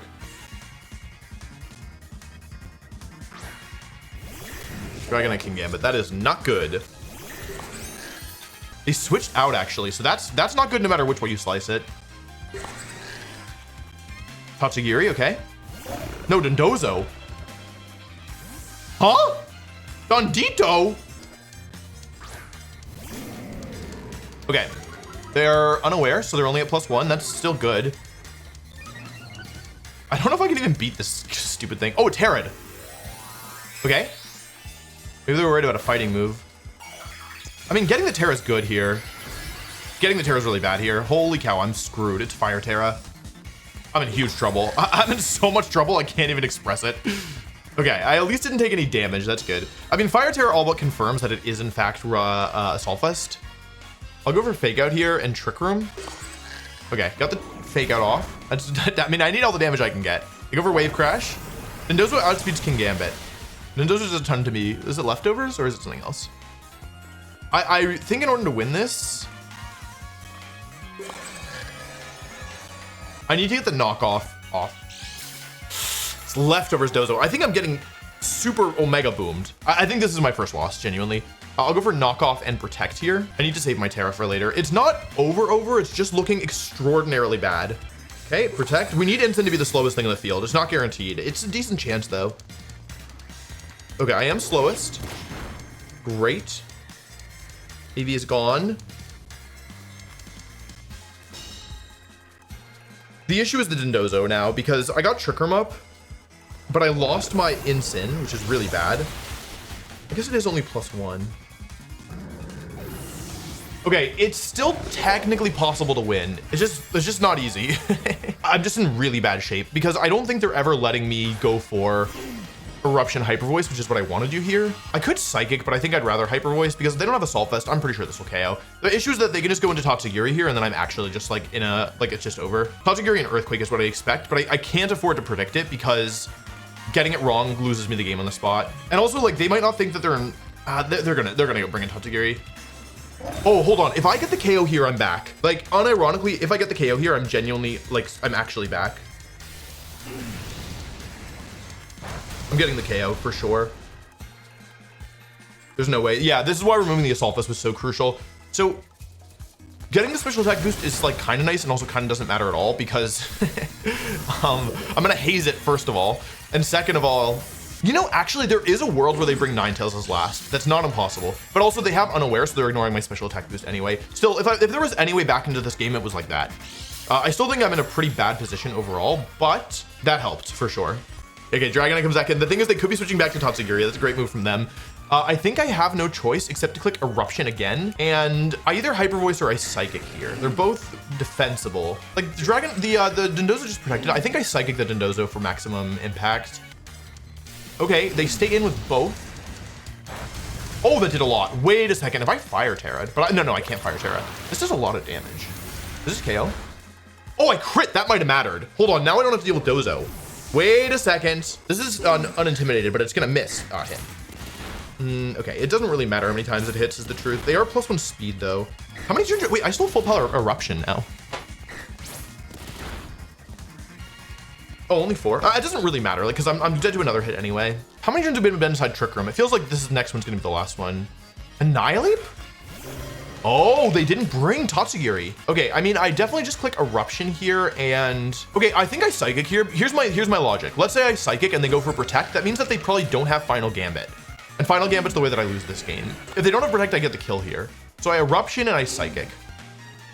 Protect from Dragonite. So I didn't make the wrong play. Either it's a double Protect or... Okay, they didn't Protect. Okay, I think it might be Scarf because there's nothing to trigger the beat up here. And also, Scarf Final Gambit plus Dindozo just seems strong. I could have Fire Terra to cover for it, but I think it would have been the wrong move. Because I still have Fairy Terra left. So I think I'm gonna win this. I should definitely win. It's Dragonite versus Dragonite, and I have 2 extra Pokemon, and they're damaged. Eruption plus Psychic is actually fine here. I think they forfeit this turn. No, they Scale Shot. Okay, that's fine. And the nice thing here is that because they've lowered their defense twice, I actually don't even need to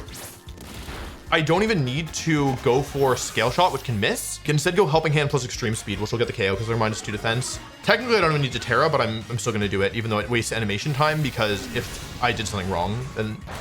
Oh my god. Okay, I don't need to Terra. I can just Extreme Speed Eruption. I don't even... Like, because actually... Okay, and close team sheet, it's better not to Terra if you don't have to, because you will hide the information. So Eruption plus Extreme Speed, and there should be nothing they can do about this. Cool. Okay, that was really scary. That was really, really scary. I actually think Solo Dozo was a really good call from them in hindsight, because yeah, like Tatsugiri had haze pressure for, although based on how the specific game played out, it didn't end up working, but I do think it was probably a pretty smart call, because I mean, you saw how fixated I was on the Tatsugiri. So yeah, let's see how we're doing. Number 6 overall, 10-0, 1649, number 6. That feels great. I'm taking a break for a little bit for sure, because that was a couple stressful games. So, alrighty, I have had lunch. That's the update for you all. I've now had lunch. There's 6.5 hours until the ladder resets to play 5 games, so I'm doing pretty well. Sissio, okay. Interesting. So, I mean, Typhlosion looks really good here if I can get into position. It's probably Sash Kilowattrel. It's probably Water Terra on the Goldango. Okay, I need Torkoal and Instant here. I want Typhlosion, so I don't think I want Dragonite here, so it's either Lilligant or Ferrig. I honestly don't even hate Typhlosion plus Torkoal here with Instant Ferrig in the back. I'm gonna do it. Oh, I've already locked in. I have to do it now. This could really backfire against Among Us, who goes to Water Terra. Lotion in the sun. Ooh, cool music. Not Among Us? This is what I expected. They preferred Water Terra Goldengo most of the time. So here's my thought process. First of all, I get to scout the items. Life Orb Goldengo and Scoggles Instant. So what I normally like to do here is just rip Helping Hand Terrafire Eruption and just like do a ton of damage right away. I'm just gonna go for it. Helping Hand Fire Terra Eruption. It's gonna do a ton.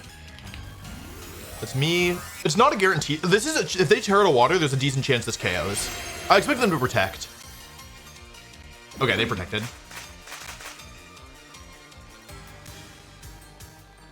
Yep, that's fine. The thing is that now I lose my item. Oh wait, am I faster than max speed? Oh, I'm slower than max speed Goldengo. Hang on, I made a mistake. Are they really timid max speed though? They actually could be. That's not good. Oh my god. Okay, I lose my item. Which is bad. Here's the issue is that I could actually be slower now. I didn't think about this. If they're timid max speed, then I'm actually slower than them, which I did not factor into my calculations. It's not great, but it is okay. I can go for Overheat plus Protect here. I can also go Overheat plus Eruption. I think I made up the wrong turn one though. Here's the Terra. This is Water Terra. It's good to get this out of the way. You know, actually with Water Terra used, Torkoal and Trick Room can win the game. Oh, it's Dragon Terra. That changes nothing because all my moves, it doesn't change any of the relationships. Like Hyper Voice and Psychic are still doing the same amount. I wish I knew if they were timid or modest. In a best of 3, this would be more useful. Okay, they're timid, but I get the Overheat off, which is really good. Really, really good, okay. I hit, Typhlosion is goated. This is not gonna kill, but it is gonna do a lot more than you might think. Oh my god. And I'm dead, surely. They double Torkoal. Oh, this is perfect. This is exactly what I wanted. Do I save Typhlosion here? No, wait. I saved somebody, right? Wait, hang on. I only saved one. I actually think Torkoal inside Trick Room is better here. You know what? My instinct says save Torkoal. I don't really think, like, my brain says save Typhlosion, but my instinct says save Torkoal.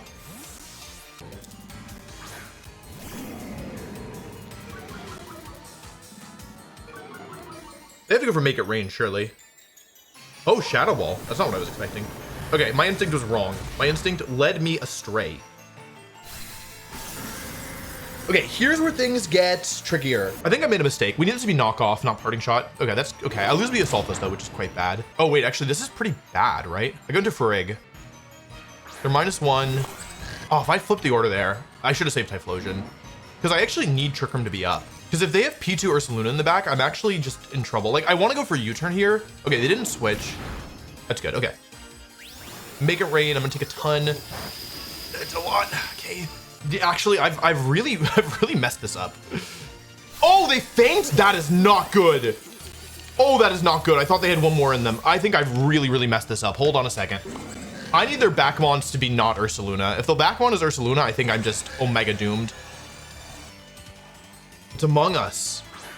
Oh, no-y. I can go Hyper Voice Flare Blitz here, right? Which gets me something one way or another. They switch out. That might be the help I'm looking for. It is Ursaluna, okay. All right, hang on. They Spore Instant, that's what I expected. I get the Hyper Voice off. Good damage. Get the Hyper Voice. Okay, now they're in range of Torkoal. Sun ends this turn. So, if I get Torkoal in, Eruption wins the game. I have 3 turns of Trick Room left. Yeah, I actually think I think this is actually genuinely a losing position. I need them to either KO instant this turn or get the 1-turn sleep. They didn't go for Protect. They go for Spore. I need them to KO instant this turn. Oh, they're slow. Hold on a second. Nice play, okay. I think they win the game off of that. Okay, the win condition here is that I wake up this turn. I am so close to winning this game and also so close to losing this game. So now it's a 50-50 that instant wakes up this turn. I think this is, I genuinely, I think this is the first one I lose. I switch Frigg out into Torkoal to set the sun up because there's actually a good chance the Flare Blitz will kill the Ursaluna here. Actually a very good chance because they have speed on them. It's a chance. After another turn of burn, they'll get it. They Spore me, okay. So this is it. If instant wakes up this turn, I have a good chance to win the game. If it doesn't, 50-50. All right. Well, that's okay. Yeah, I don't think I played this very well. I go after instant this turn, and that's gonna be it. Yeah. GG, well played. Okay, our first loss. That's okay. I think we put ourselves in a good position to turn it around a couple points there. Okay, 2 games left. 1656, number 5 so far. Let's jump back into things. Okay, cool. That was pretty fast. Hopefully somebody... Okay, 1568 is not so bad. Oh, God. Okay, Ensign comes for sure. Farig comes for sure. I think it's Ensign in the front. I like Typhlosion up front, but I'm worried about the Sneasler. I don't like this at all. I think this is the wrong Mons. I'm worried about Indeedee Sneasler lead, basically, is the problem. I wonder what that is. Yeah, all right. So the issue here is that I get the Frisk off, which is good. Typhlosion should go first. I think I led wrong.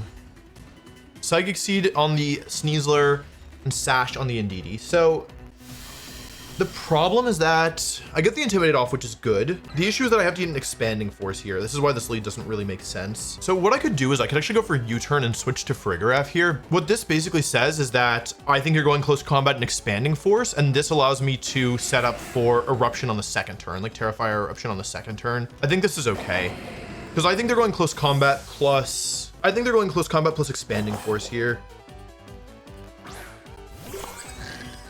This is not a great opener, though. Okay, Throat Chop is not good at all. I go for Expanding Forks, okay. So this is bad and okay at the same time. 134 down to 80. So I break the Sash, which is really nice. I actually super break the Sash. Now's where I need to be intentional. So what else do they have on this team? Dragonite, Ursaluna Regular, Torkoal, Executor. Executor doesn't normally come in the back. Also, Executor doesn't have the Sash. So I could rip Terrifier Eruption plus switch to Torkoal here. That's one option. I'm gonna go Terrifier Eruption plus switch to Torkoal, I think. I don't know if this is the right play. If I lose the game, it'll probably be because this is the wrong play. Like, because I don't know how much this does to Sneasler. It's Typhlosion in the sun with Terrifier. I don't Terra the Sneasler, so that was... I could have maybe gone for Psychic. Okay. It's not that much, but it's enough to make sure that they'll live the Eruption. So I think actually this is the wrong play, probably. Like, I could have gone for Terrifier Eruption and Trick Room here. But the thing is, because they could have Torkoal in the back, I don't really want to go for Trick Room. Anyway, it's not the end of the world. I get rid of Indeedee. I've burned 2 turns of Psychic Terrain, and I get a good chunk of damage on the Sneasler. The issue is I am taking damage, and that means my Eruption is getting, like, weaker really fast. Who's in the back? Dragonite? Executor. Okay.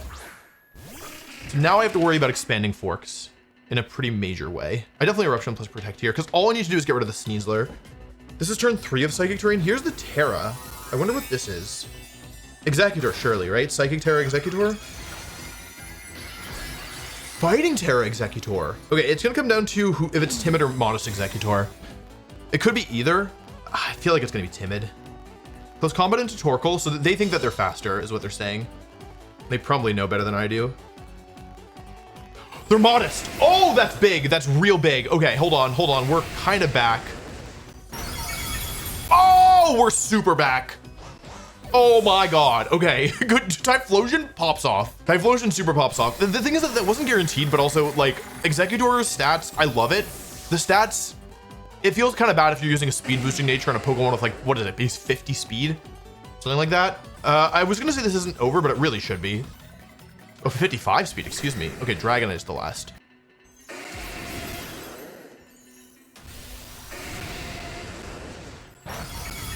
My God. Okay, well, it's not multi-scale. Okay. Wait, what is it if it's not multi-scale? I mean, it's inner focus, obviously, but like, what's the... It's loaded dice. It's loaded dice inner focus. We have the same Dragonite. That's really funny. That's really funny. I wonder if they went for Terra Fighting on the Executor, predicting my Ensign to come in, because that's actually totally reasonable. Anyway, I think Torkoal's gonna erupt. I erupted to kill Indeedee, and then I erupted to kill Sneasler and Executor, and then I erupted to kill Dragonite. Okay, I erupted 3 times and all their mons died. That's really funny. That was a scary one. I didn't like playing against that. Okay, bonsoir. I should have done a recording, so I'm pretty tired. I'm gonna play 1 game. Okay, 1578. This is the Elizabeth team. Typical team is Dragonite. Actually, it also has Mousehold. This is not the team that I thought it was. I'm out of time. Typhlosion. This is not what you're supposed to do. I don't know what you're supposed to do, but it's not this. I do not know what you're supposed to do, but it's certainly not this. Okay, Pelipper or Calydon. Alrighty. Well, here goes nothing, I guess. Switch to Torkoal plus Sleep Powder. It could be Grass Tear on the Archaludon, but it also doesn't have to be. I mean, surely it's Grass Tear or Archaludon, right? Not Grass Tear or Pelipper? Okay. That's not what I thought was gonna happen. Is it Scarf Pelipper? Okay, it's Scarf Pelipper. And it's gotta be a crit. Okay, well. And dude, are you? Okay. All right. Oh, but I live? I am goated? Okay, getting crit there sucks so much. I think I switched to Torkoal and Solar Blade here. Okay, I could potentially win this with Typhlosion. They stayed in. Okay, wait, hang on, I'm back. Because now that I have Sun Up, and I brought Typhlosion, which I thought was a mistake, but now I'm not so sure. This works, right? Have I even clicked this move in this tournament yet? What does it look like? It looks cool, right? Whee! Bop. Okay. I mean, I have won the Weather War, unless they have some really weird sets. Let's see what they go for here. It could be Snarl. Okay. I feel like a prophet in a bad way. If they have Snarl, then they are definitely Assault Vest. Oh, I get to find out. I get to confirm it with Typhlosion here. I mean, this is definitely just, does Helping Hand Terrifire Eruption kill everything or not? Mouse Hold? Sash? Gotta find the item. Wide Lens Mouse Hold with Population Bomb and Assault Vest Archaludon. So here's a question for the chat. Does Archaludon with Assault Vest in the sun live Helping Hand Eruption? Survey says no, it does not. I do not need to Fire Terra here. Is there any reason at all to not Fire Terra here? I think the answer is no. I don't need it for anything else. I think let's not be greedy. Helping Hand Fire Terra Eruption. Yeah, we do it.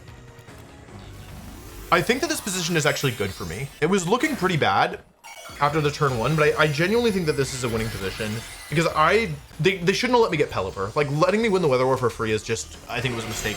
And the real thing I need to be worried, or I would need to be worried about here, is if the King Gambit is in the back and has Sucker Punch. But the thing is, they protect Mouse, okay. The thing is that I have Farigiraf in the back, so if they lock into, if they try to go for Sucker Punch, I still have the Armor Tail active, or like I have the option at least. I guess the fear here is their last Pokemon is Basculegion. I get the Archaludon, the Terra's down. Sun is up. Okay, Basculegion.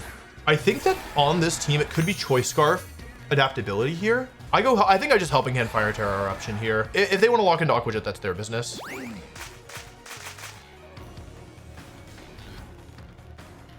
I made the wrong play. Okay, they're not banned. I'm pretty sure they're Scarf. My thought process is basically they can only get one here, and then I should win with Farig. Also, I thought I was going to kill the Mouse Hold with that, even after an Aqua Jet.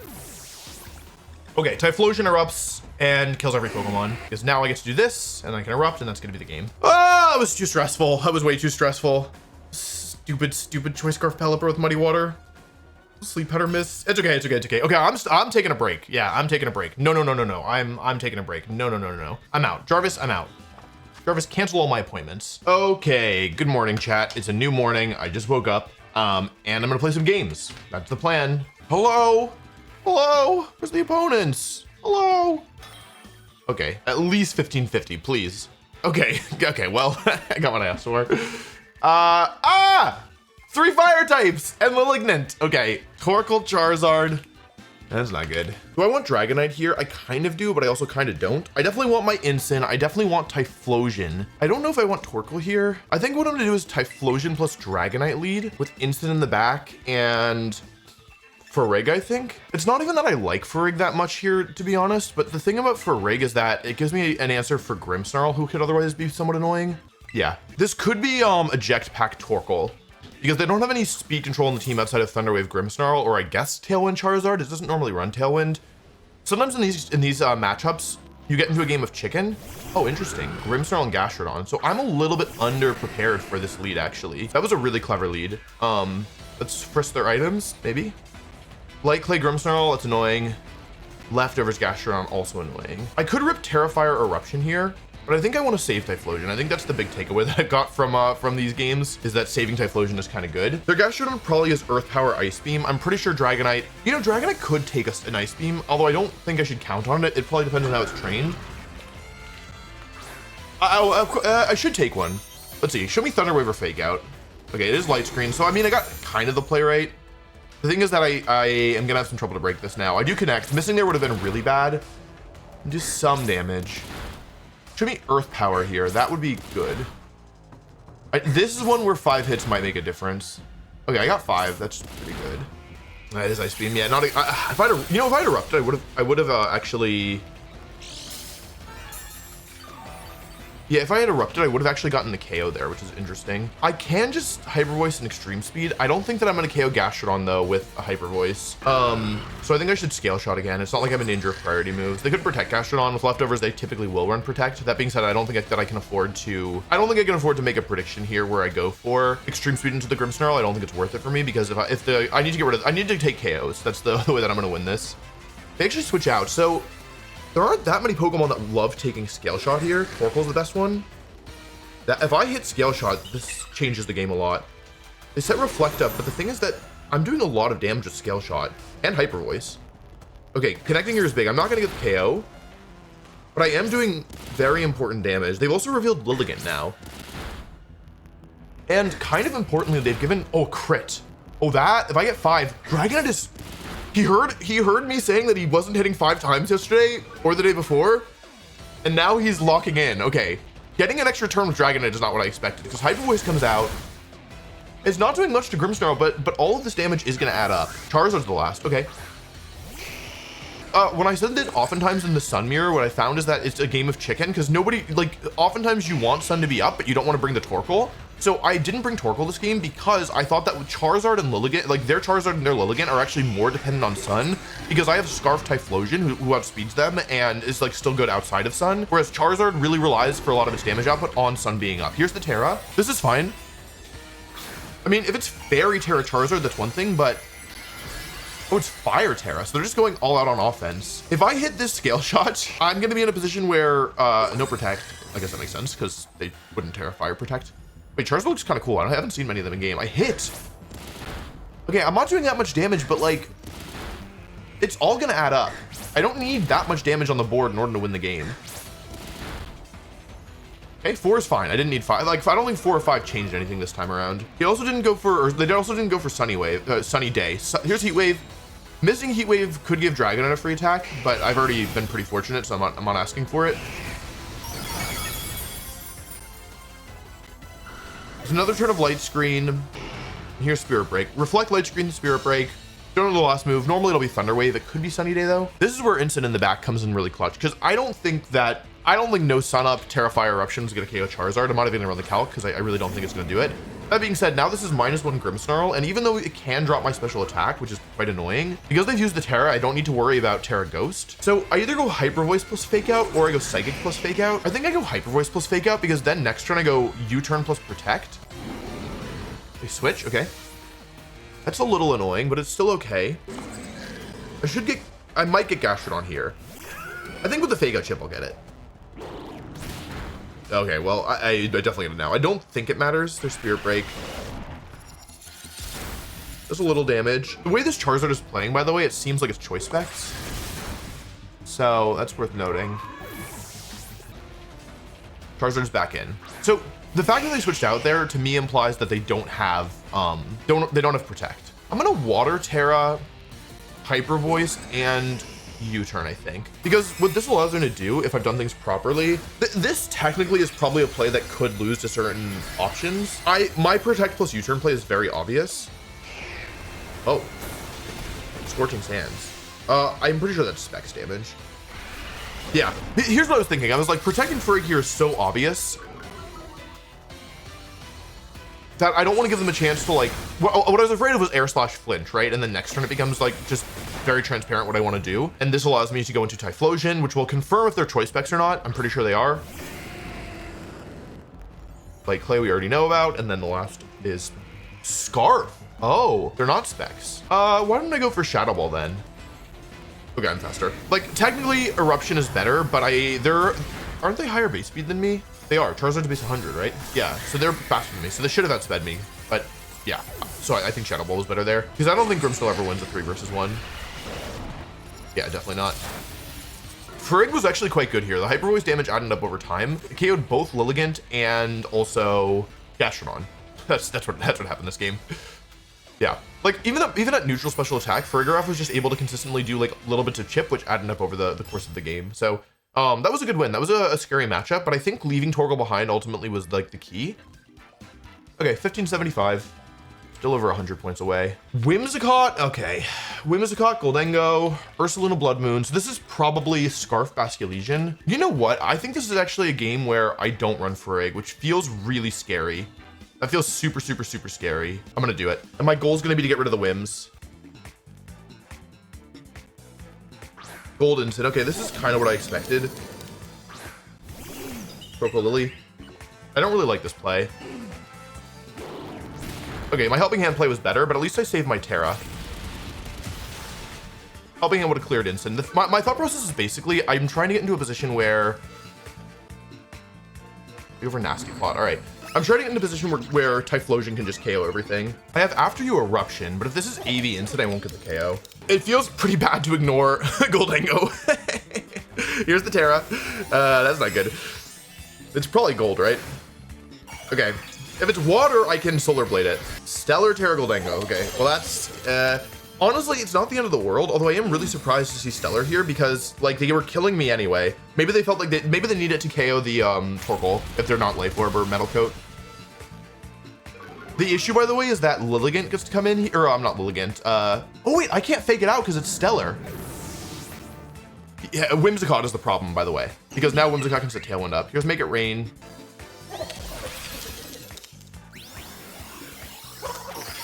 So, but the thing is, they now no longer have the boost on steel moves, and they're only +1. So, it's not good, but let's see if it's Life Orb. It's not Life Orb. Oh, Basculegion. Oh, and now they have Aqua Jet Pressure. I go into Instant for sure here, and I think I go for Solar Blade into Basculegion. So, AV Instant is actually really good here. Also, they're not Life Orb, so at worst, they're Metal Coat for damage. They've shown Nasty Plot, they've shown Make It Rain. They're -1 Basculegion. Let's see if they go for a Aqua Jet. They do. And Aqua Jet, sorry. So it looks bad. However, let's see what they go for here. Thank goodness I brought Typhlosion. They have no Stellar Boost left anymore. It actually doesn't really matter all that much because now they needed it for instant basically. Did a lot. No special defense drop would be good. So, okay, let's confirm the items here with Typhlosion. Also, let's pressure with Eruption. Because if there's Scarf and they just locked into Aqua Jet, they're -1 in the sun with Aqua Jet. That's not good. Okay, it's Scarf and Sash. Sash is not what I was expecting. How many turns does Starter left? 3 or 2? 2. I'm gonna run out of time. Okay, U-turn here. Switch to Torkoal. And we pray that Goldengo doesn't protect itself this turn. I didn't think about Sash on the Goldengo. Okay, I think this means I survived the turn. Frigg! Oh, okay, if they attack here with Shadow Ball. Okay, hang on, we're back. I lived! I lived! Okay, how much does Frigg take from Fire Terror Eruption in the sun? Like, do I need to Helping Hand here? I don't think I do. It depends how bulky they are. Oh wait, I can scout the item.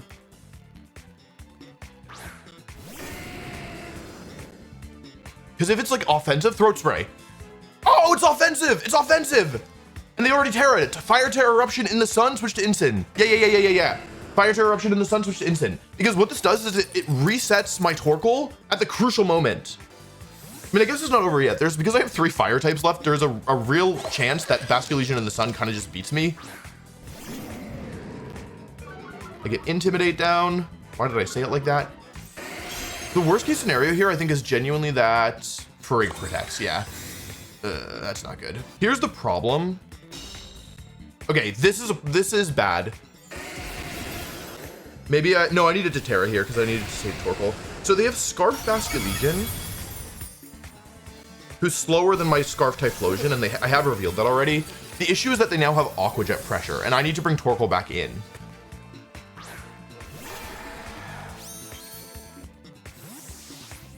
The fear here is Wave Crash. And 2, but I think they need to go for Aqua Jet here. I'm hoping at least. I could be wrong about this. They got me. That's pretty bad. I think I just threw this. Because I don't think I KO Basket Legion now. They got me. Ah, I messed up. I messed up. I had it. They played really well, honestly, because I need Eruption to KO Farigiraf, and they have Protect. So, okay, that was really well played by them. Really, really well played. Unfortunately, there's no world where Eruption KOs, so I can't lock Shadow Ball. I think I have to go Eruption here and hope for the crit. They didn't protect! Oh my god, they didn't protect! They thought that they were faster! If I live the wave, do I live the Wave Crash? I don't even know. I think it's Scarf, so I don't know. It's Sun, I live! I die! Oh man, what a roller coaster! I die in the sun? Well played by them, really well played. I mismanaged that pretty badly, I think. Actually, no, I didn't mismanage it. I just didn't expect Sash Goldango, and it made it so that my offensive positioning was actually pretty difficult to pull off. Oh, I lost so many points. I lost 20 points. Oh, that sucks. That was very winnable. The turn where I let both my Pokemon go down was kind of bad. I guess I needed to be less afraid of the, like, I should have realized that them locking into Aqua Jet was okay, although it was still gonna be bad. Okay, 1575, let's see here. Okay, this looks like the Jean team. I think this is typically Terra Water Assault Vest on the Ursaluna Blood Moon, which is not super fun to play against. So I don't bring Dragonite here. The Annihilape is probably Terra Fire as well, which is not great. And could be Goggles, but doesn't have to be. I think Lilligant's pretty good here. I think I do these two, and the goal is to win with Farigiraf in the end. I think the goal here is to win with Farigiraf, not with Torkoal. Although Torkoal and Trick Room is pretty good, but I don't think that there's an easy way for me to set it up. Do I need Instant? Yeah, I need Instant here because I need to be able to knock off the Ursaluna. I need Instant. I think this just means that I can't hit the Ursaluna for super effective, which sucks. I think that this probably wasn't the right Pokemon to bring, wasn't the right combo. I think in hindsight, I needed Typhlosion. I needed Dragonite Ursaluna, okay.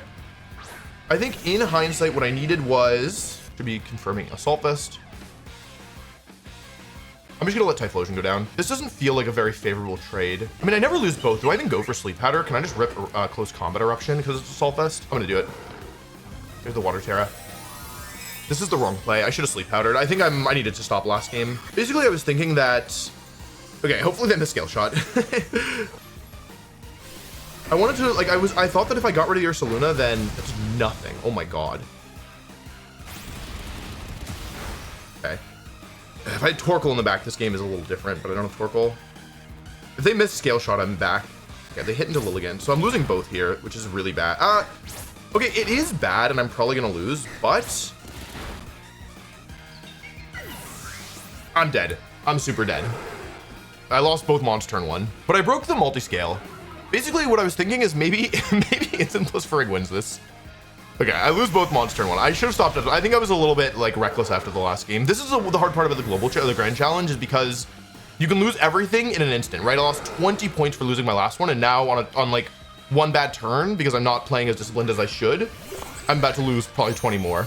But that being said, I actually think this position is not as bad as it looks, depending on what the last Pokemon are. Because imagine the last two are Goldango, Rillaboom, then my Incineroar becomes quite difficult for them to stop because I got the Terra and have Trick Room up now. And they don't switch. Oh, and they go into Instant. Okay, that's a big deal because I actually think, wait, is that good for me or bad for me? What I need to know is we need 4 hits here. We need 4 hits here really bad. Great, okay. The question is Psychic gonna KO? I have 4 turns of Trick Room and I need to make them count. I don't think Psychic KOs here. You know what? Yeah, I think it's okay to get more damage on Dragonite. I'm gonna go Knock Off here. It also covers the switch better. Because imagine they switch to Ape. Okay, they protected, so ideally they lived the knockoff. I think my instant's too strong. Also, they could have been slower. I just kind of played like they weren't.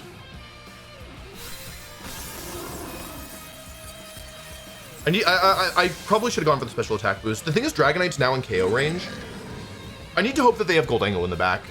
Goldango, Rillaboom. Show me Goldango and Rillaboom. Okay, there's Rillaboom. I mean, Rillaboom normally doesn't run Protect, so I have a couple options here. I always Hyper Voice, I think, to try and get the boost up. I think Grass Terra knockoff is actually pretty good here, because I don't think Rillaboom has Protect. They switch out, so if this is Goldango, I'm going to do super effective damage. The worst case scenario is 8. It is gold, so I get good damage down here. The issue is now that I've Terastallized, there's 2 turns of Trick Room left after this, and I have a special attack boost. There is a chance that knockoff KOs here because I'm Adamant Nature. Oh, that sucks. It's Life Orb too, so I was probably pretty likely to KO there, to be honest. That's okay, it's okay, it happens. We actually get good information here, by the way. But the thing is, now that I'm a grass type, the Goldango's a lot scarier. They go for Woodhammer into Farigg. What? What? I died to that? All right, that's my bad. That's my bad. Oh, this was very winnable. It's just crazy because this was genuinely winnable after the first turn, which it didn't feel like it was supposed to be. Oh, that sucks so much. Okay, that's okay. That happens. Oh, I really had it with Instant Farigg. That stings a lot. So, okay, GG, well played. Yeah, I didn't do that very well. I didn't expect Farigg to die. 2 losses back to back. That stings. That really stings. I can't end on a loss. I gotta do one more. I was 1685, and now I'm gonna be what? 16. I lost 40 points in 2 losses. It's like 4 wins worth of points. That's ridiculous. That's okay. That's okay. It happens. I have to win this one. Hard Trick Room. This is like standard hard Trick Room. I think I don't bring Typhlosion here. I think I do. I think I do Torkoal. I think I do Lilligant Farigg instead. I like Farigiraf here. I'll try this. Typhlosion is good, but the thing is that it's kind of a liability in some ways. Instant Farigg. Okay, cool. So I have Sleep Powder Pressure on Farigg, which is good. They're faster than me. You get an Intimidate down. They're clearing me. Okay, I know this team. I can Sleep Powder Instant and U-turn for Farigiraf, I think. Okay, they never go for Fake Out. Get the Sleep Powder off. I'm also gonna get some -1 super effective U-turn damage down. See who moves next here. They go for Hyper Voice, which is bad for me. That's really bad. You get a little U-turn damage down, which is okay, I guess. So they have 1 turn of sleep on the Instant. Like, the issue is if I go Torkoal and I either miss Sleep Powder or they get the 1 turn Wake on Instant and Protect, my position becomes extremely bad. Like, they're already special attack boosted. I think I have to go Torkoal here. I've done a bit of damage to Farigg, which is nice. I think I Sleep Powder an Eruption here, and if I miss the Sleep Powder, then I lose the game. And that's just the way that I have to play this team, which I don't like saying, but it is true. They Protect. Okay. So we need a 2-turn sleep, or else it's curtains.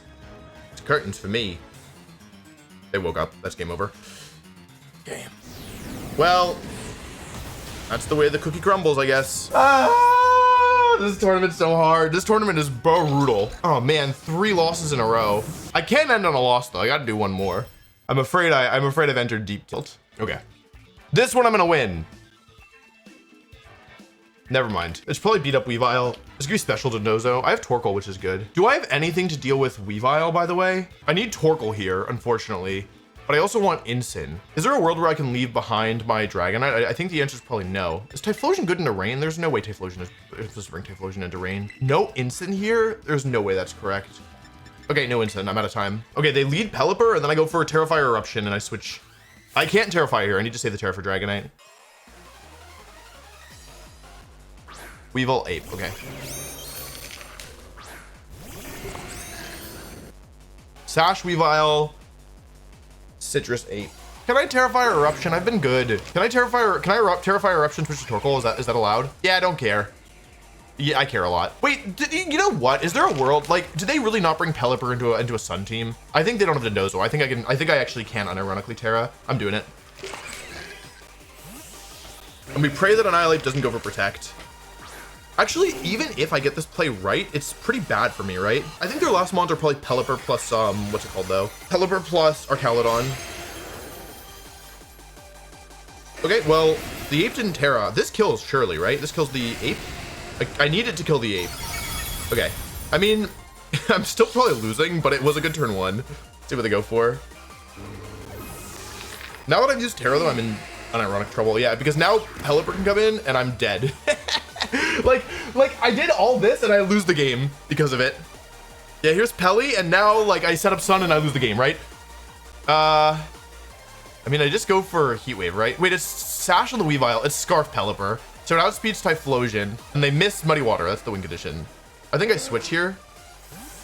Dragonite. I hope Dragonite survives the turn.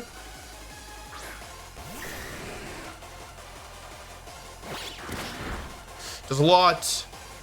If they're not Scarf, then I'm chilling. They're Scarf. They miss Typhlosion. No! No! Oh, man.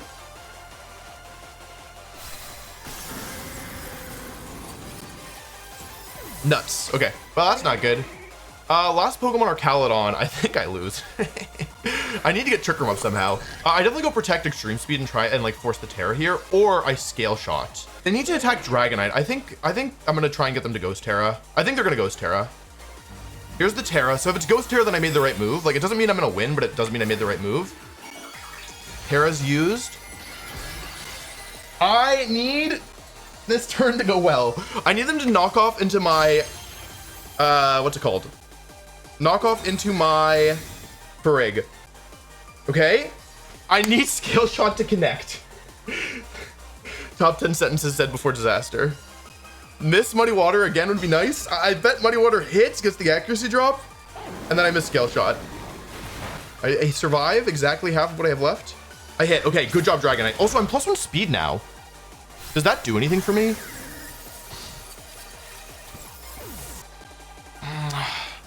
Like, the last Pokemon's Archaludon.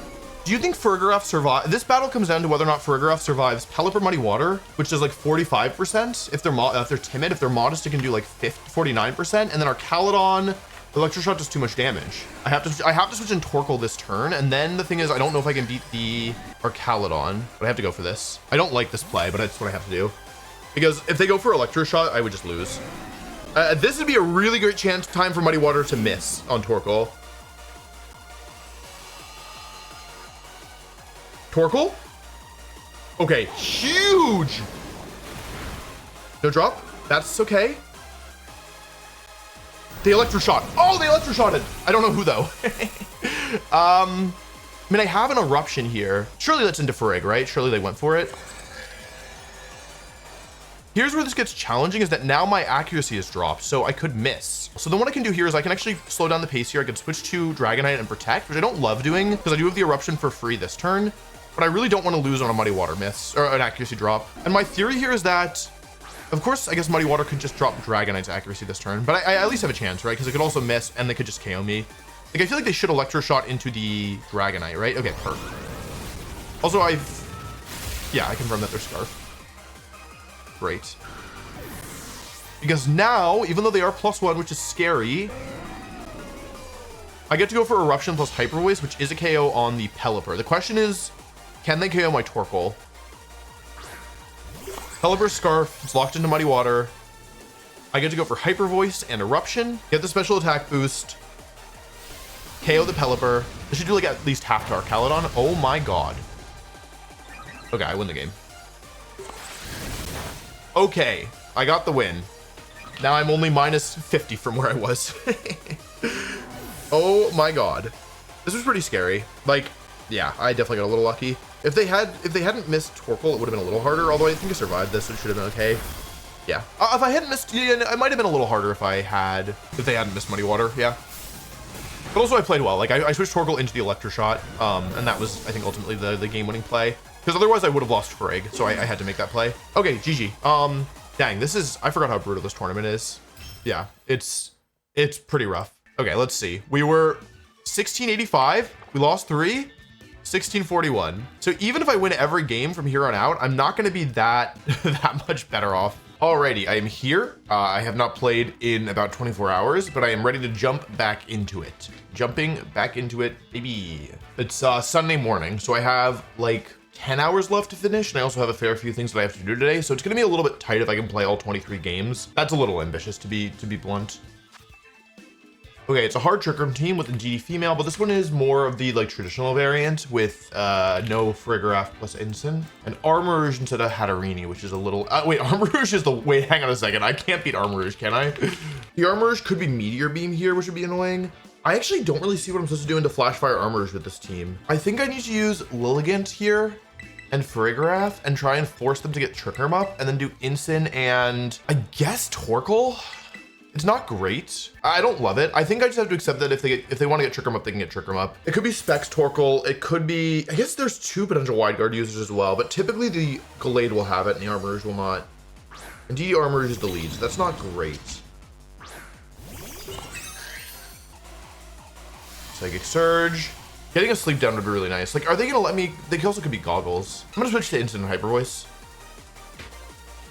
If they don't Terra and they aren't Goggles, then I guess this is a mistake. But they could be either Goggles or Terra. So I think this play makes some sense. Like it could be Terra, Grass, Follow Me, and DD. Here's a Terra, so that's probably gonna be Grass, or I guess an offensive Terra, but it should be Grass here. Armorage. Okay, so I could have Sleep Powdered the NDD. That's fine. The thing is that now Armorage is actually weak to U-turn, which is okay. They just Heat Wave. That did a lot. Are they Trick Rooming? Oh, they're Trick Rooming. Okay. That did a lot. Okay. That did so much. I guess I'm in pretty major danger of just losing to... I'll go knock off Hyper Voice and hope that it KOs. I get in DD. And we already have confirmed that Farigiraf is slower than it is Helmet. Okay. We've already confirmed that Farigiraf is in fact slower than this Armorage because of the turn 1 play. So I mean, I just have to hope that Hyper Voice KOs. I think it will. Oh, I could have Psychic. That was better actually. That's a mistake on my part. That's a big mistake on my part. I have no one to blame for that one but myself. That's just a technical mistake. Maybe they'll miss. Although even if they miss, the problem is Torkoal gets to come in here and now I have no answer for it. If it's Specs Torkoal, it can't Terra though. Does Farigiraf survive Specs Torkoal? Oh my god, wait, I'm okay. I go into Torkoal, I think. Hang on. Because they've Terra'd. They have Torkoal. So they can't Terra, and I survive Specs Eruption. So I get to go for Protect plus Terra Water Hyper Voice, I think. The other option is to Helping Hand here, but I think Terra Water Hyper Voice is all right. I feel like I should Hyper Voice here because I really don't think they have Wide Guard, and because I need to get rid of this Armorage because my Torkoal can't touch it at all. I have Double Fire move. It can only touch it when Sun ends. We want to see Eruption here. Okay, cool. I mean, we don't want, actually, no, we want to see Eruption here. Let's see if this is Specs. I suspect that it is. Eruption. I survive narrowly. Hyper Voice comes out. There's a lot of damage. That just cut the power of Eruption significantly. Also, yeah, that's definitely Specs on the Torkoal. In which case, Eruption would be significantly weaker. It would cap out. It's okay. It is Ursaluna. You know, actually, this isn't over. I could still lose this. That looks like 35 to me. I think the correct play here is actually to switch Farigiraf into Lilligant and let it like go down because there's 2 turns of Trick Room left, not 1. Yeah, I think that's the best play here. It feels a little counterintuitive, but the thing is if Farigiraf goes down this turn, which I can't tell if it will, then on the following turn, Lilligant would come out and would get double attack to die. So I think I actually need to switch here. And I don't think I'm supposed to save Torkoal here because... Okay, they don't protect. Let's see how much this does to my Torkoal. There's a lot. I think that's gotta be Specs. I don't think there's any world where that's not Specs. And here's my Eruption. Oh, I KO'd Torkoal. That's a big deal. That's a really big deal. Okay, this should be Headlong Rush. Okay, that's very good. So my play ensures that I win now. Although I guess if I was KOing Torkoal, I was always winning. But now because they've lowered their special defense, I should definitely win this. So then the question becomes, how much does Earthquake do to Lilligant? So actually, this is not... Oh, wait. I could lose. Okay, this becomes a battle of who's faster between Farigiraf and Ursaluna. So it is possible to lose this. I think this is min speed Ursaluna. I don't think you run a Trick Room team and you don't run minimum speed. So I predict close combat and the Earthquake. This technically covers if they're substitute as well, but I don't have a better option here. The Earthquake. Okay, cool. So it just comes down to who's faster between Farigiraf and Ursaluna. It would be extremely surprising to be running an Ursaluna on a hard Trick Room team and not be min speed, but you could do it. You could do it for specifically situations like this, where the opponent is best of 1. I don't know, you like try to hit your opponent off guard. That being said, it would be unusual. Not impossible, but unusual. So we'll go for Psychic, and whoever moves first wins the game, and that's that. I was kind of stressed about that, to be honest, because like in this format, you never know. But that's a good win. Okay, cool. That was pretty tight. But I also think, given that, or how good Armorage is into my team, I think it's pretty good to win that one, is what I will say. Yeah, having 3 fire types into DDR Marouge is not super fun. I think my turn 1 play was really good in hindsight, like not going for a sleep powder when I didn't know if the needy was Grass Terra. Okay, 1598. Oh, Alola Ninetales, Excalibur. That's a bit spooky. I mean, at a glance, Sneasler, and Cinderella Gold. So at a glance, I would say that like my Sun mode looks pretty good here. I think what I'll do here is open Trick Room, try and bait in their anti-Sun Pokemon. Yeah, then I'll try and close out with Eruption stuff. The Excalibur is the real wild card here because the other Pokemon are all relatively standard. And if it was Ursaluna Blood Moon, I would know exactly what to expect. But with Excalibur, I don't know. It could be Assault Vest, it could be Clear Amulet, it could be Loaded Dice. This is Excalibur and Instant in the lead, so that's interesting. Let's see if it's Clam. Ideally, it's Loaded Dice. They're faster than me.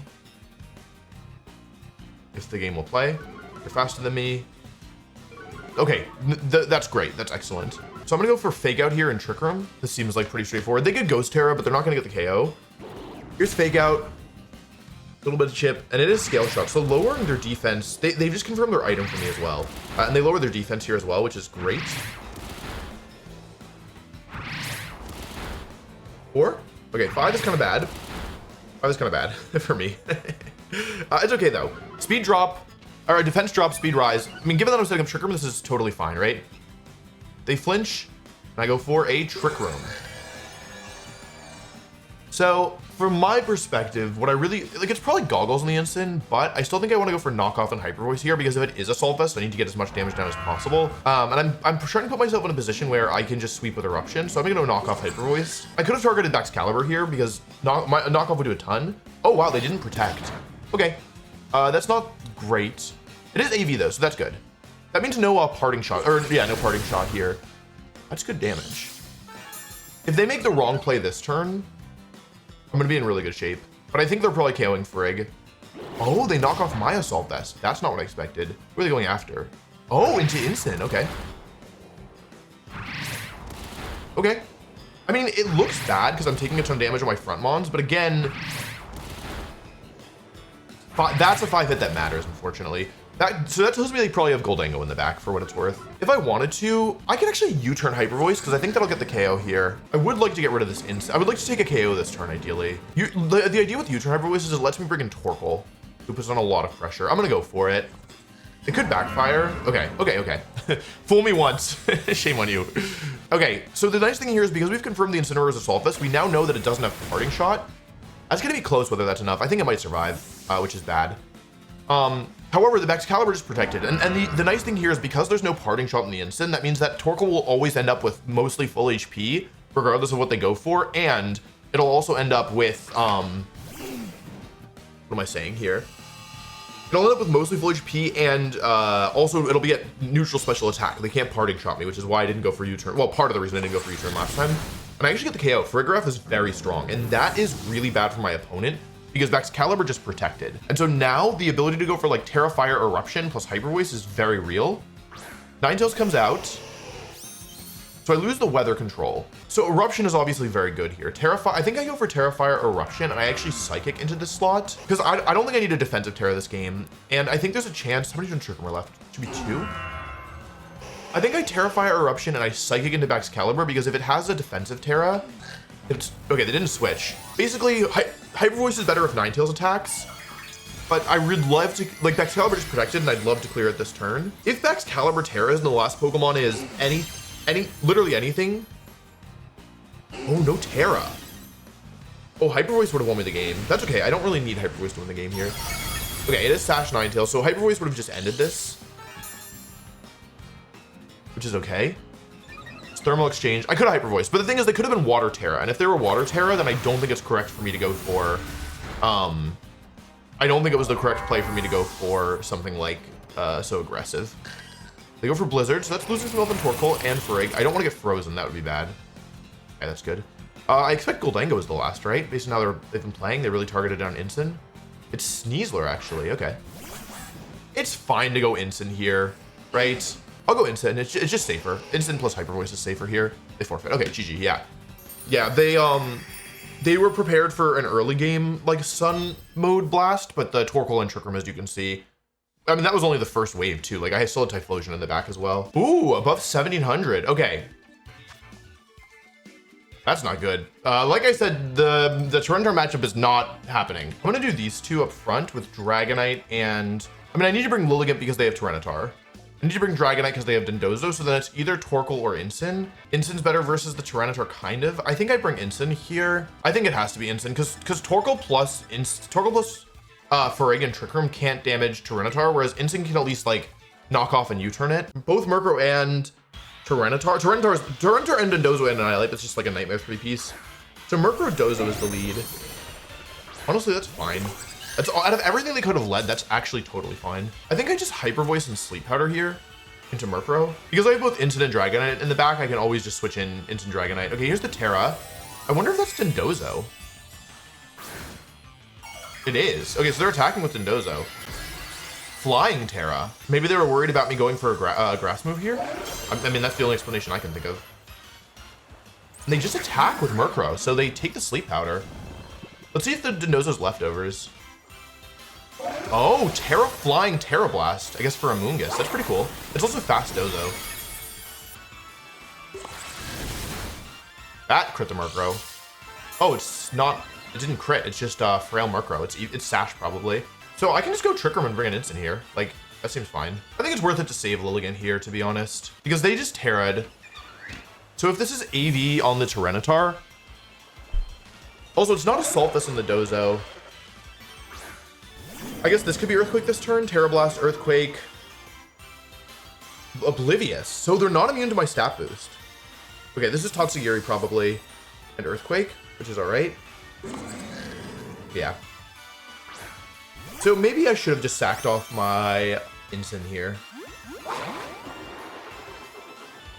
Yeah, I made the wrong play this turn because now they're still +2. Incin survives, but only by a little bit. Trick Room goes up. So it's not the end of the world. It's just like I would like to Fake Out here, but I also don't want to lose my Incin. And it could be Covert Cloak. So I'm going to Protect and Switch. And then I'm going to Psychic and Haze. Because I don't think they're ever Order Upping into my Ferrig this, or into my Incin this turn. Terra Blast, Earthquake, they probably have Wave Crash. So I'm thinking that they could not have Protect and they could instead be 4 attack Covert Cloak. That, like, the way that they're playing this makes me feel like they're Covert Cloak. Is that a weird thing to say? Because they if they were Goggles, they didn't need to make that aggressive switch on the second turn. Then again, it's not like it hurt them. I'll go Psychic and Haze. This gives up my special attack boost, but it's more important for the Dozo's boost, I think. I go for Psychic. They don't Protect. I don't think they have Protect. I think they're Covert Cloak 4 attack. That did a lot. I might have been able to get it with Scale Shot, but if I missed, it would have just been game over. So no more boost for anybody, including Ferrig, which is unfortunate. You go for Terra Blast, so they probably don't have Order Up then. They're thinking that they're breaking Multiscale. In actuality, I don't even have Multiscale. So I can go for Psychic and Scale Shot here. There's 2 turns for Trick Room left. If they don't have Protect, then they're just going to lose, well, 1 Mon for sure, and then it depends if Scale Shot hits. Okay, interesting. So they do have Protect. Psychic plus Scale Shot here. They go for the double and fail, so that's good. Psychic will get the KO here because Ferrigraph is very strong.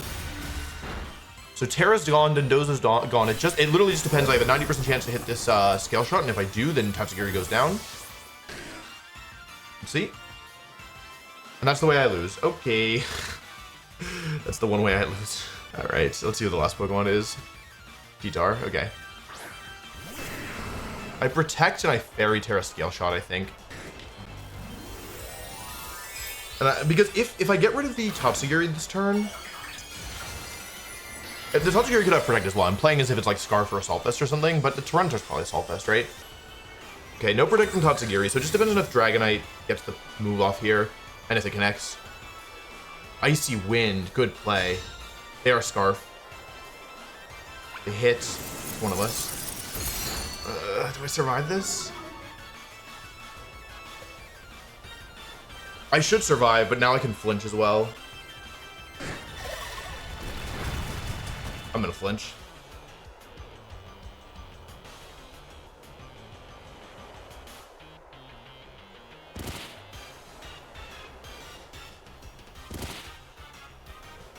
Well, that's the nature of Scale Shot. The Wing Condition is an Icy Wind miss, unfortunately. That's the only way I can win. They need to go for knockoff this turn and Icy Wind, and they need to miss the Dragonite. Yeah, I mean, that's the reason I don't like Scale Shot, right? Because you are in these positions where you have to hit, and if you miss, then you are just done for.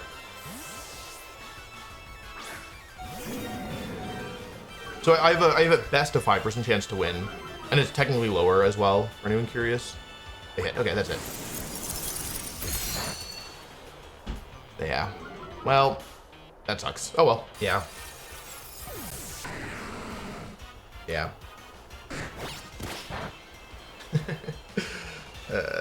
Okay, Chad, here's how I can still win this. You know, actually, the silly thing is that there is technically still a chance for me to win this if they make a mistake on this turn. Because what they could do is they could go for Icy Wind and stay in with Tyranitar, and then, if that happens, Lilligant, like, they have a guaranteed win here for sure. All they have to do is switch Tyranitar out and I'll never win. But if they think, like, oh yeah, like, I don't have to switch, then the way that I could win this is I go for Trick Room, they stay in with Tyranitar, they attack, they miss the Icy Wind, Lilligant survives. No, please.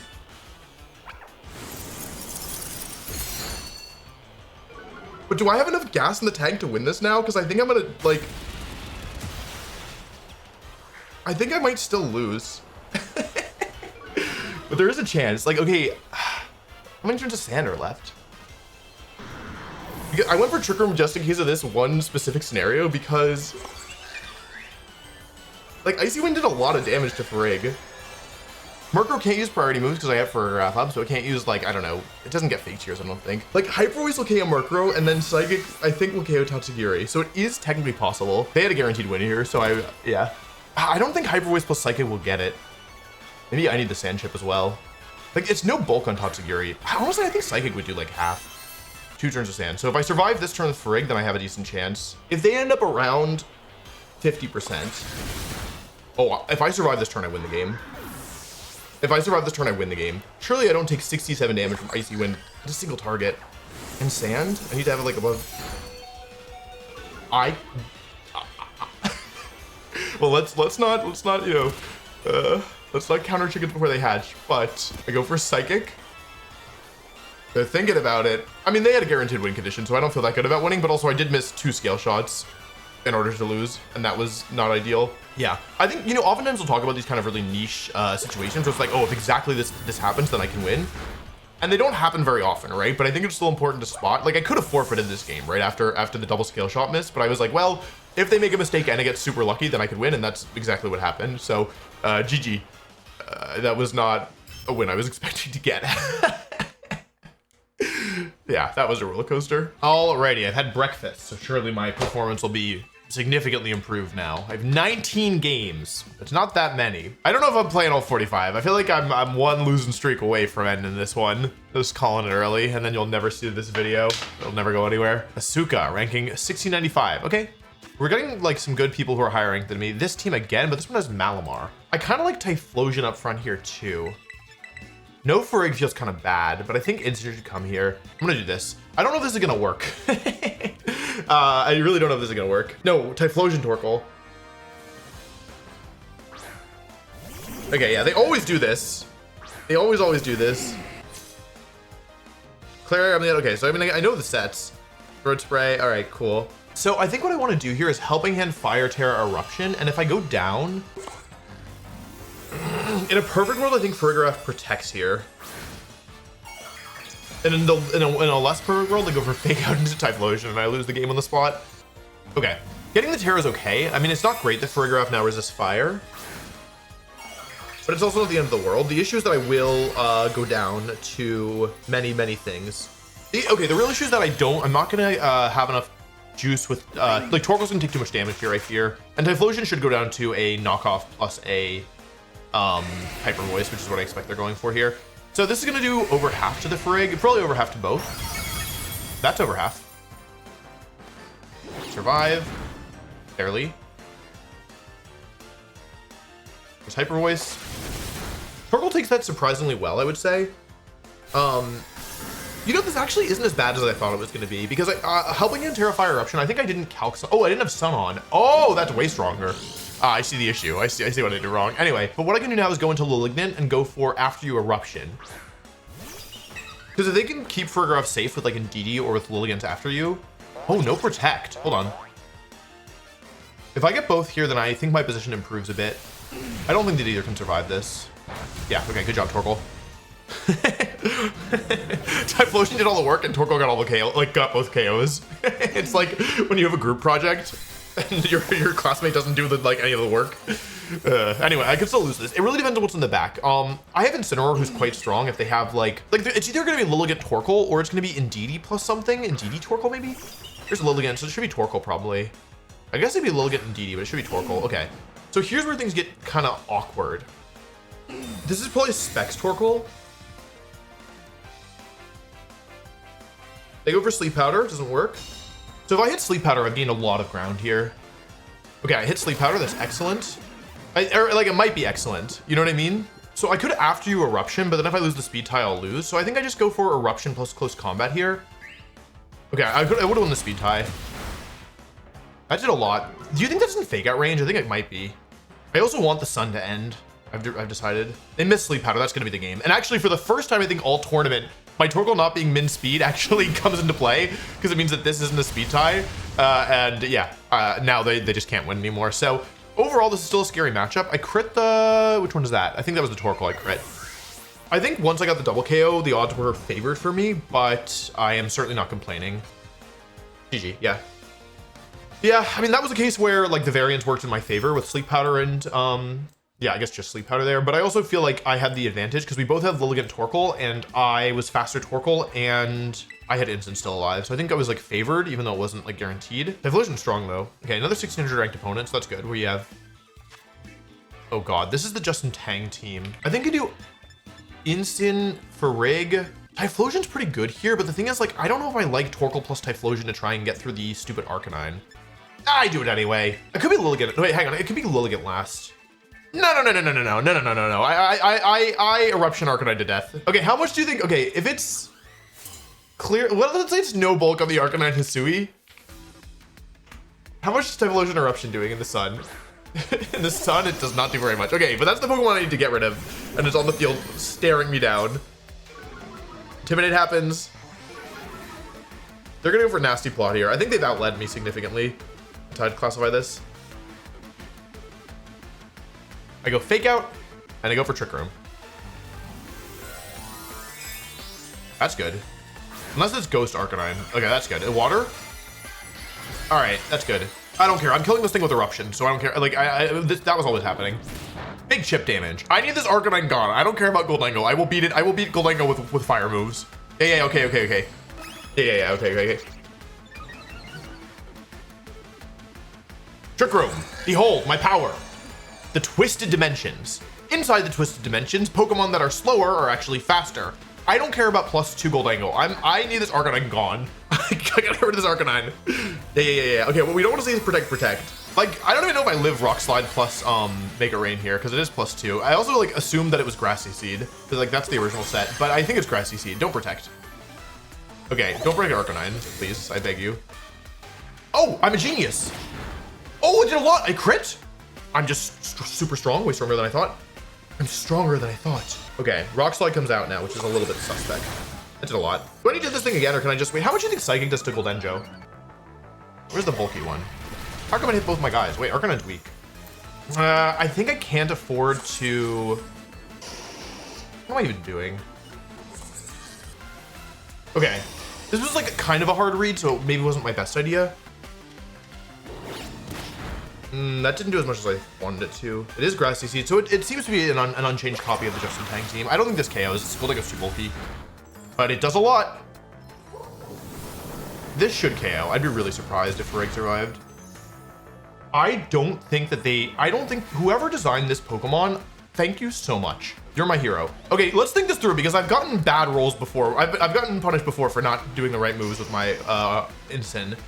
I would like to U-turn, but I don't think I get the KO with U-turn, so I think I knock off Hyper Voice. The thing is, I can still lose this because our Arcanine is still a pain, right? And I don't have Fire Terror anymore. My back Pokemon will lose to Arcanine, so I need... No, just let me kill it. Dude, I'm trying. Rilla? Okay. I've been so good. Let me kill it. I want it gone. Oh, wait, I knocked off Arcanine, so now I can, what am I saying? Okay, Protect, that's fine. I mean, I'm just gonna keep clicking Hyper Voice. I really will just spam it. Knock off, removes the Assault Vest, does good damage given I'm -1. And then Hyper Voice comes out. You can't Terra.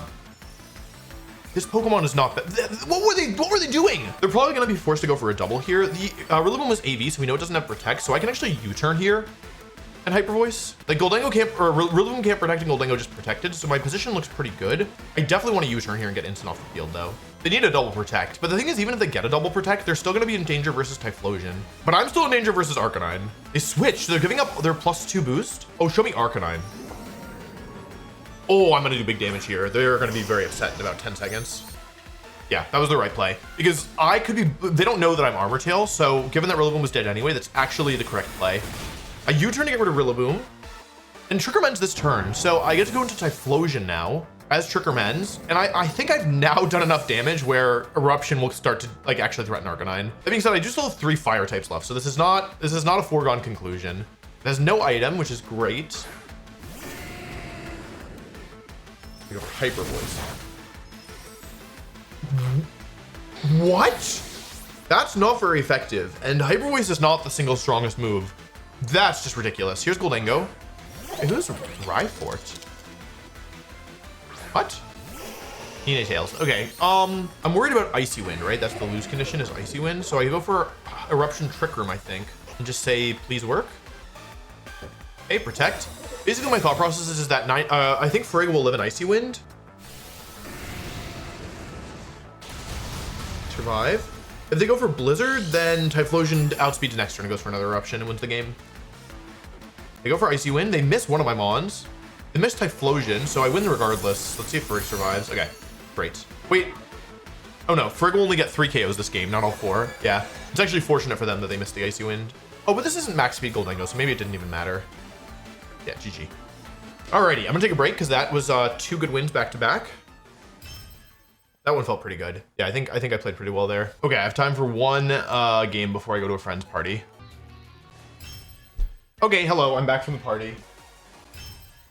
So I have 5 hours until the end of the tournament, and I have 15 games left. 15 games in 5 hours. Should I play another one? I'll play one more, but I definitely, even if I lose, I have to stop. Okay, they're 100 points below me, which isn't ideal. Okay, this is some kind of pledge team. This is a hyper offense team for sure. Primarina, Meowscarada. I feel like I've seen a team like this before. Incineroar definitely needs to come here. I think it's Instant Farigg for sure. The thing is, I'm not sure I'm gonna be able to get Trick Room up safely. Scarf Typhlosion is better than Specs Typhlosion, but Lilligant is really good into the Primarina and the, honestly, a lot of the Mons here and the Merp. I think I bring Lilligant here. I think I value the Sash and I value the extra speed. I have to watch out for Ursaluna plus Indeedee Male, especially if it's like Life Orb Ursaluna, which seems completely viable here. Typhlosion and Indeedee Male. All right, that's fine, I guess. They're gonna frisk my items. Indeedee activates first, so the Typhlosion's not Scarf, or yeah, the Typhlosion is not Scarf. I'm pretty sure this is gonna be Specs Typhlosion. Knockoff plus Protect seems fine. They could go for like Trick here. Here's the Terra. This is probably Typhlosion, but this is all right. Because my Instant will take this hit pretty well, even if they trick me, honestly. Because what I'm able to do here is I'm able to set up for a turn 2 where I go for Water Terra on my Farigiraf. Because they're going to lose a lot of damage here, assuming my Instant survives, which it really should. Terra Blast, okay. So they're probably Scarf then. Did a lot. There's Eruption. If Trick Room gets up, I think they lose the game 100 times out of 100. Also, that Terra Blast did a lot. I guess I'm just unprepared. That did nothing. Am I confused? Why did that do nothing? Charcoal, that's why. Okay, cool. So I'm gonna U-turn here and I'm gonna go for Terra Water Trick Room. I think that if I get Trick Room up, also if I went for Terra Water on the first turn, they were in huge trouble because they have no Terra now. So if Trick Room goes up, also you can see Farigiraf's little like antennae through the Terra animation. I never noticed it before this tournament, but like when it gets all like covered in the glow, you can still see the Terra. Oh, that's not good. That's really bad. They missed. Missing Frigg would be nice. It's fine. I could have Hyper Voiced here, but I kind of thought they were Scarfed. My logic is kind of that. Okay, they're sashed. Oh, they're about to get Omega Turbo boomed because of that, how much damage that did. Also, that did a lot of damage. Sash and DD, that's good to know. Because I guess Typhlosion would also do the same thing here, to be fair. But I can go into Lilligant now. And I can actually go for one of my favorite moves, which is after you into the Farigiraf. Can I go for Protect? I can. Okay, it doesn't have protect. You can use, that's a little trick you can do. So I can go for after you into the Farigiraf, and I can go for hyper voice here. And we've removed, well, we have removed both items, right? So after you plus hyper voice means that my Farigiraf gets to move next, which allows it to go for hyper voice here and potentially get both KOs thanks to the damage output from this very strong Pokemon. And with this is really important because it preserves the focus sash on my Farig. I do need to watch out for a late game Meowscarada, but the thing is that if it's Meowscarada, it can't very easily damage my Torkoal or my Lilligant for that matter. Meowder. Here's Meow. It doesn't have Sash, and Ursaluna is the last. Okay, cool. So how do I win this? This is risky because I'm allowing a potential spread move. Maybe I should have just gone after the Ursaluna this turn. I just feel like Meowscarada is not going to protect. Okay, cool. I was right. That should be the game. They could KO my Lilligant this turn. However, Hyper Voice. Okay, they're not going to get either. Good job. Both my Pokemon. And now I get to go for Solar Blade and Helping Hand. Honestly, I could just Helping Hand close combat. There's no need to reveal Solar Blade.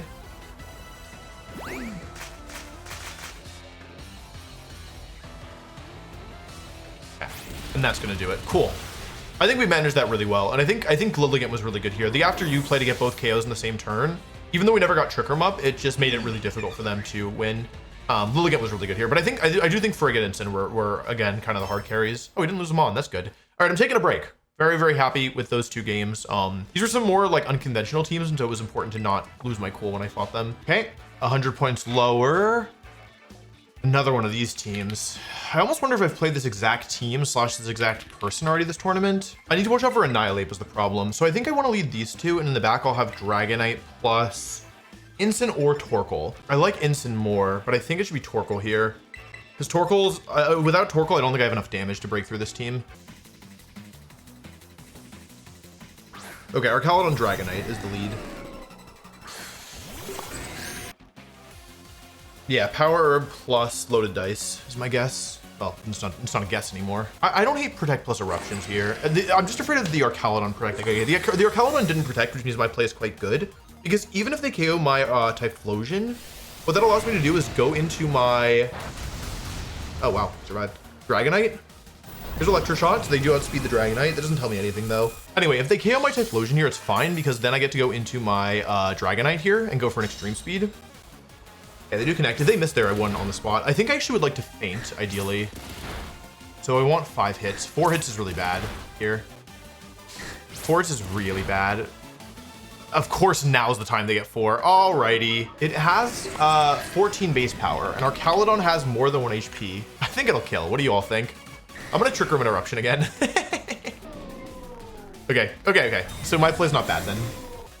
The issue is I'm about to take a ton of damage. This is actually kind of bad, right? Big damage. Please miss. Thank you. Okay, nice dodge for Egg. Okay, cool. So now what I can do is I get to go for Trick Room. Trick Room goes up, and so now, I mean, I'm switching Typhlosion out, right? There's no way I just keep erupting here. The back Pokemon are either Annihilate, Volcarona, or Dendozo Tatsu. I always Hyper Voice here. I think I Hyper Voice and bring in Torkoal. I think it's too risky to bring in Dragonite. I Hyper Voice and bring in Torkoal here. They haven't Terra'd yet. It could be Ghost Terra, I guess, on the Arcalodon. Hyper Voice comes out. That's big damage on Dragonite. That is really big damage on Dragonite. They're +1 speed, -1 defense. The issue is getting my own Dragonite in safely is going to be hard now. They Scale Shot into Farig, so I'm taking good damage. Wait, could that KO? No, but it gets kind of close. And now they get 5. Alrighty. Sure, why not? I mean, I can't complain. They missed a Scale Shot, and that was kind of big. Like, I would have been in pretty big trouble if they connected, I think. I'm a bit worried about actually breaking this. Okay, it is Dozo. So, I don't mind Hyper Voice plus Switch here. The issue is if they order up my Torkoal. But there's no world in which they should do that, right? Because they don't know if I have Clear Smog or not. It is an option.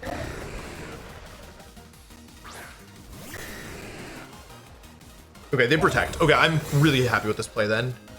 Really happy with this play. Assuming that they let me get the Hyper Voice off, they protect both. Okay, nice play. I definitely Hyper Voice again. Turn to Trick Room left is 2. So Hyper Voice plus Protect feels pretty good here. What am I worried about here? I'm worried about like Heavy Slam, right? Like Terrafarian, then I'm just gonna Protect. It's fine. Okay, they do switch. It is Tatsugiri. Okay, cool. So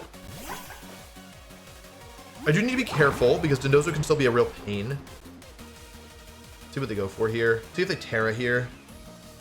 Go Terra? Okay, I could have Psychicked, but I just didn't think it was worth the risk, to be honest. Like, I needed to force Tatsugiri in one way or another this turn. Did nothing. Okay, but I got the call correct. Okay, cool. I Psychic and I Terra Fairy Haze, I think. I am still afraid of Heavy Slam, but maybe I'm over predicting here. We've seen Protect and we've seen Order Up. They probably have Wave Crash, right? So then last move is probably Earthquake. Okay. This is going to do decent damage. They also don't have Leftovers. Didn't do very much. Okay, cool. The fear there is that they're actually slower than me. Oh, nice Order Up. I should survive, though. Nice job. Okay. Attack boost. Trick Room ends this turn. I think I want to Protect this turn, right? Last turn of Sun. I think I just want to Protect Dragonite and Psychic. They're +1 attack. Okay. This could definitely backfire. Okay, nice. Okay, I think I don't know why I'm so in my head about what's it called? That did a lot. Okay, Sun ends this turn. Let's think this through. In the back, I have full HP Torkoal. In the back, they have Dragonite plus, like, half HP Dragonite plus full HP Tatsugiri. That's not good. Uh-oh, hang on a second. We made a minute. I might have been, it is heavy. It's Steel Terra Heavy Slam. So there's good news and bad news. The good news is if Scale Shot hits, I should KO. But the bad news is that I'm not entirely sure. Surely 5 hits is enough. Yeah, that's gotta be enough. Unless they're... Come on, Dragonite. Okay. That's good. I really almost Extreme Speed. I didn't even remember that they could Terra, if I can be just honest about it. The Tatsugiri is normally Scarf, but the Annihilate could have been Scarf on this team. So there's no guarantee that it's Scarf Tatsugiri on this one. There's a lot.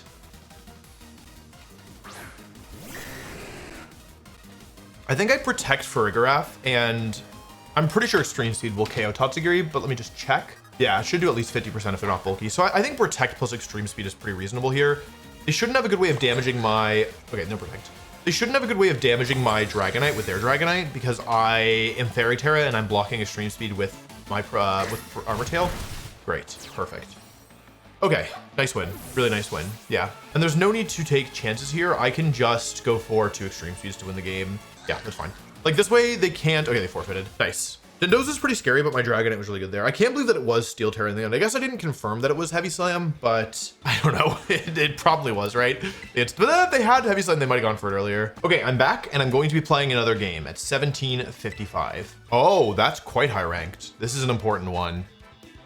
It's Dondozo Glamora. I have really no experience against this. This looks not easy at all. I do think I need Farigiraf. I think my most threatening option here is the Trick Room. I'm gonna try Lilligant here because I don't think Typhlosion is good enough. So my Lilligant is not good into Goldango at all. Talonflame Annihilate. Okay. I think in this spot I'm supposed to just Protect and Sleep Powder one of the Pokemon. I think I have to Sleep Powder the Ape because I expect Tailwind plus Final Gambit here, or I guess the Talonflame could have Taunt. Okay, Tailwind. This could be Goggles Ape. It is Taunt. Okay, so I could have Hyper Voice, but I felt like I needed to keep the pressure of Trick Room up. Let's see if it's Goggles. Let's see if I connect. If I hit Sleep Powder, I'm in okay shape. That's pretty big. It is pretty big, folks. So Ape goes to sleep. They got Tailwind up. I'm going to go Trick Room here, and I'm going to bring an Instant, I think. Because I think preserving Lilligant is actually pretty decent. Talonflame switches, so that means that I'm not taking any damage this turn. I might only have a flying move. They bring in Goldango. Okay. And I'm gonna bring in Lily, or I'm gonna bring an Instant here. Okay.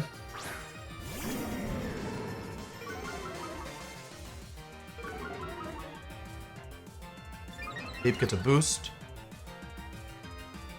First turn of Sleep, and Trick Room goes up. So they have 2 turns of Tailwind. 1 turn of Sleep. I want to double the Ape here with Psychic plus Knockoff, but I'm kind of afraid of Goldango just blasting me here. I'm gonna Psychic and Knockoff here. I think I want this Ape gone. Okay. This might have been a mistake. Let's see if Goldango protects. Like, I played as if it was Specs. could be not specs though. I need to watch out for Glamora switching in at the wrong time as well. That could be bad because it could set up the toxic debris. Interesting. No Terra. Sash. Okay, Sash on the ape. Nice psychic here. Okay. Ape goes down. Maybe that was a mistake. I could have gone after the Goldango here. I felt like the Goldango might protect her Terra or something, and it is make it rain. So let's see if this is specs damage. That's specs damage. Okay, specs Goldango. Specs. Oh, it crit me. I don't think it should be doing that much with no boost. Yeah, if it's not life orb, it's specs. I have Flare Blitz plus psychic into Goldango. Oh, it's Glamora's last. Okay. Interesting. Switches Goldango out. I could have killed this. Might have been a mistake.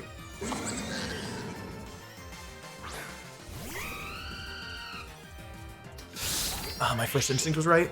Okay, that's okay. So I take some damage here, which is not great. Okay, there is one thing though, which is that Talonflame can't use its flying moves right now. I think the important thing on this turn is there's 2 turns of Trick Room left, right? Okay, I have 2 turns of Trick Room left. The thing about this turn is that Knockoff is pretty strong. I think Knockoff plus Psychic will KO Glamora. I have faith in my Pokemon. I think this gets the KO. Okay, well, it definitely gets the KO on Goldango, I'll tell you that much. And now I don't have to worry about Toxic Spikes as much, though I do need to really worry about this Glamora. They don't protect, please KO. A couple times that's fallen just short. Because now he's actually gonna have... Now they're actually gonna have good positioning, right? Because Trick Room's gonna end at the wrong turn. Let's see what they're going for here, because they're gonna unlock Brave Bird. It is Flare Blitz into my Farig. Did a lot. Not enough to KO with another one though, although now Brave Bird's online. They take a little damage from Flare Blitz, and they take a little damage from that as well. Glamora comes out. So if I get Talonflame, I'm in great shape. The question is, how easy is it to get Talonflame? I think the answer is not super easy, because now they're not a priority attacker, and this is actually a place where I think I definitely Psychic the Talonflame and switch into Lilligant. I don't really love it, but I think it's my best play. Glamora, Spiky Shield. The Talonflame probably does have Protected its Life Orb, Protect Tailwind, Flare Blitz, Brave Bird. Okay, I didn't make the wrong play is the important thing. I need to keep in mind that they can still Terra, because they haven't gone for that yet. They do Protect, okay. Interesting. So if I get, the thing is, I just don't want to rely on connecting with Sleep Powder if I don't have to. So I can go for Trick Room here, force them to attack me, and I can close combat the Talonflame, but the goal being, unless this is Ghost Terra, but I think it's got to be Grass Terra on the Glamora. Yeah. The goal here is basically to win the game eventually with my, like, just by having more Pokemon left than my opponent. They go for Tailwind, so they have to KO Glamora this turn or else they're in really big trouble. Or not Glamora, Farigiraf this turn or else they're in huge trouble. They go for Sludge Bomb, I die to that, unfortunately. Now that they've Terra'd though, does that change anything for me? Probably not, right? That's turn 1 of Tailwind, Close Combat comes out. That's certainly an extreme speed range. Nice. Okay, cool. But the Glamora could have Protect. Or the Talonflame could have Protect, which I didn't really consider when I was thinking about this plan. I made a mistake because I didn't think about Talonflame having Protect. You know, I can actually Protect plus Close Combat here. That's a pretty reasonable play. And they only have 1 chance to... Okay, I didn't make the wrong play. I might have made the wrong play. I could have Close Combated the Talonflame. Let's see if Glamora protects. Okay, no Protect from Glamora. That's great. Let's see if they go for Meteor Beam. Or Sludge Bomb. Nice play. Okay, we both ignored and targeted. That being said, I could get Poison here, which would mean I would lose Lilligant. No Poison. I think that's good. This combat does a lot. Okay. I'm like very close, as you can see. I'm very close to being able to win this. And this opponent's really high ranked. Toxic Spikes being up, I didn't really think about. But I think Dragonite's going to be enough to close this out. I go for Extreme Speed here and get the KO. Extreme Speed plus Close Combat. This forces them to go for Spiky Shield. Here's Extreme Speed. Okay, that was the big question. Was, is it going to KO? I really don't think the crit mattered. This Talonflame is clearly no bulk. And here's Meteor Beam. So the what I was afraid of is like, oh, what if Glamora's not... No, this was always going to be a win, I think. Let's get a Dragonite. Okay, but Lilligant still has to move. Lilligant actually did amazing here. It slept the Annihilate, and then it dealt with, like, it did enough damage to the Talonflame to put it in range. And then it KO'd Glamora. It actually soloed Glamora. Really good job, Lilligant. And I didn't even have to poison my Incineroar to win the game. Very nice. Very, very nice. Cool, so that's a really good win. That's going to take me pretty high up the ladder, I think, because I was 20th before the win. And I should gain, like, maybe even close to 15 points for that. Let's see. That's a huge win. Oh, I like their trainer card. 1771. So I've outperformed where I was last time. I'm definitely stopping here for now. I'll check in later to see how I'm doing relative to the rest of the field. But yeah, no, I'm really happy with that. That was a really good win. Okay, we have about 2 hours left in the tournament. I'm gonna play another game now because I don't want to get stuck at the end of the tournament with like I don't want to lose and then have to like scramble to play a bunch more. So I'm gonna play now. Okay, another 1700 ranked opponent. That's good. I guess it's still within 100. So this is a team that I've seen before. Is this team normally a Solvest on the Rillaboom or the Ursaluna? I definitely know this team. I feel like Typhlosion plus Incineroar could put me in a position to just like really run away with the game early. Torkoal, Typhlosion. This isn't my normal mode though. Is that bad? Yeah, that's bad. I'm gonna do my normal mode. Volcarona Bascu Legend. Okay, interesting. Very interesting. All right. If I had led Typhlosion Torkoal, I was just gonna go Helping Hand, Terrafire Eruption, and making a Mega Boom, Mega Blast. So here, I'll fake out Trick Room here. Like I'll take a hit from Bascu Legion. I don't really mind. Wave Crash is actually good. If they, I don't think they're gonna KO me, but if they do, they're in really bad shape. That's probably worse than them KOing me. But I get Trick Room up for free. Well, not for free, but I get Trick Room up, which is quite good. So they could have like instant Ninetales in the back, but I'm not that worried about the Volcarona in the long run, to be honest. So I think I'm gonna go after the Bascu Legion because it's forced to switch or go down. This could be Rillaboom, which would mean my, okay, just Rillaboom. Okay, cool. Then I feel like I have a good sense of what's going on here.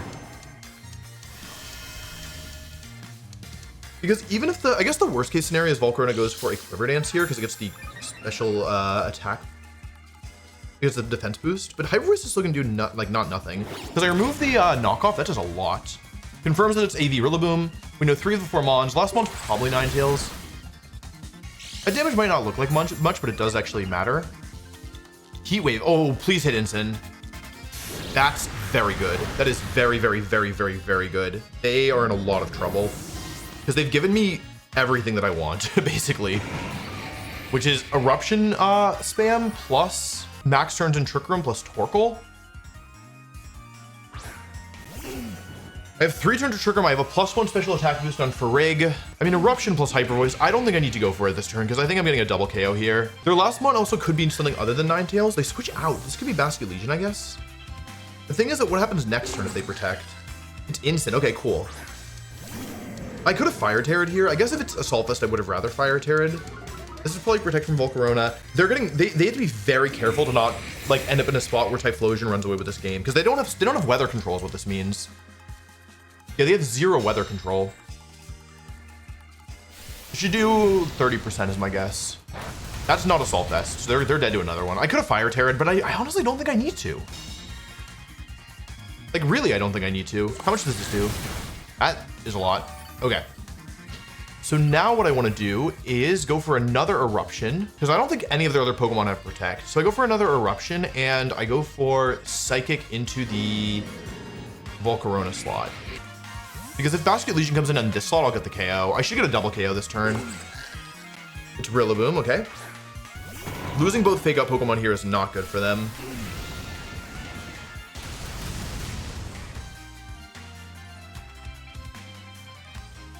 Yeah, I think they're in a lot of trouble. They also just given up the defense boost, which doesn't matter because my only physical attacker is gone. Okay. So we're up 3-2. There's 1 turn left in Trick Room. Volcarona and Basket Legion. There's still Sun Up, so I can go for Fire Terry. No. It's okay. I agreed. In case this is Protect Basket Legion. Here's the Terra. Okay. This is water. So I don't think they're protecting here. I guess Hyper Voice would have been better for this specific scenario, but it's fine. With Typhlosion in the back, I just feel like I can play for the win. Okay, cool. Well, I made the right play here. I go for Eruption.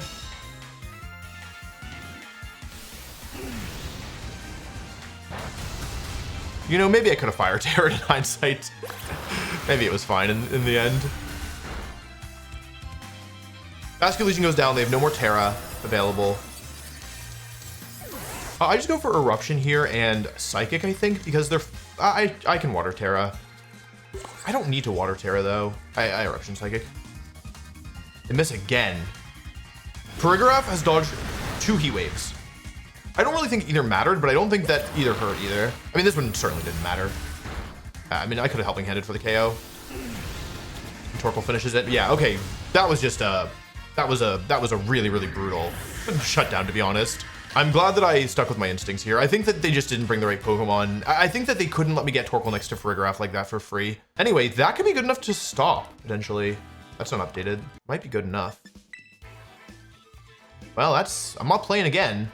Not right now. All right. Well, that's not what I was expecting. So there are like there's like 10 people between the like 1771 and 1784. That's surprising. Anyway, there's still 2 hours left in the tournament, so I will be passed. This will not be the final. Like, I'm not going to win the tournament with this, but I mean, that's still pretty good. It's cool to be rank 1, especially on the 3rd day, 2 hours from the finish. So I'm really happy with that. I think this has gone a lot better than I was expecting in the middle of the tournament. And yeah, I guess I will figure out if I'm going to play more depending on how many people pass me. Okay, what I'm about to do is a big mistake.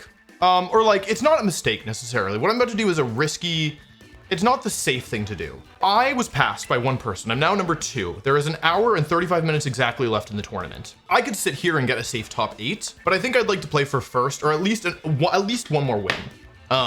So I'm gonna play here, even though it's probably like, it's not the decision that guarantees me a safe placement, but I'm gonna go for it anyway, because I would like to see what I can do. Let's see here. 1704, okay, I don't know this name. Mousehold. This isn't a lead that I have a lot of experience against, or a team that I have a lot of experience against. I frankly don't even have a lot of experience versus anything that kind of resembles this. I feel like I need Incineroar here, but the problem is if I bring Incineroar, then I'm choosing one of Torkoal or Farig. No Torkoal feels pretty bad here into potential Goldango plus Basculegion. It's Incin or Torkoal here. Torkoal. Let's give it a shot. I mean, this is tough, right? There's a lot of unknown variables here. Goldango plus Mousehold. All right.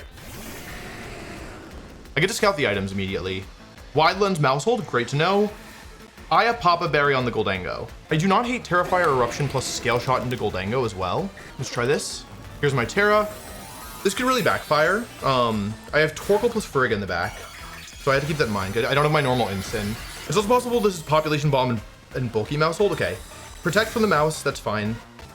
Protect from both. Nice play. They baited out my Terra. Really nice play. I think I do the same play again. I think I like my play. I think it's going to be what it's going to be. Eruption plus Scale Shot once more. Here's Mousehold switching. This is probably Incineroar.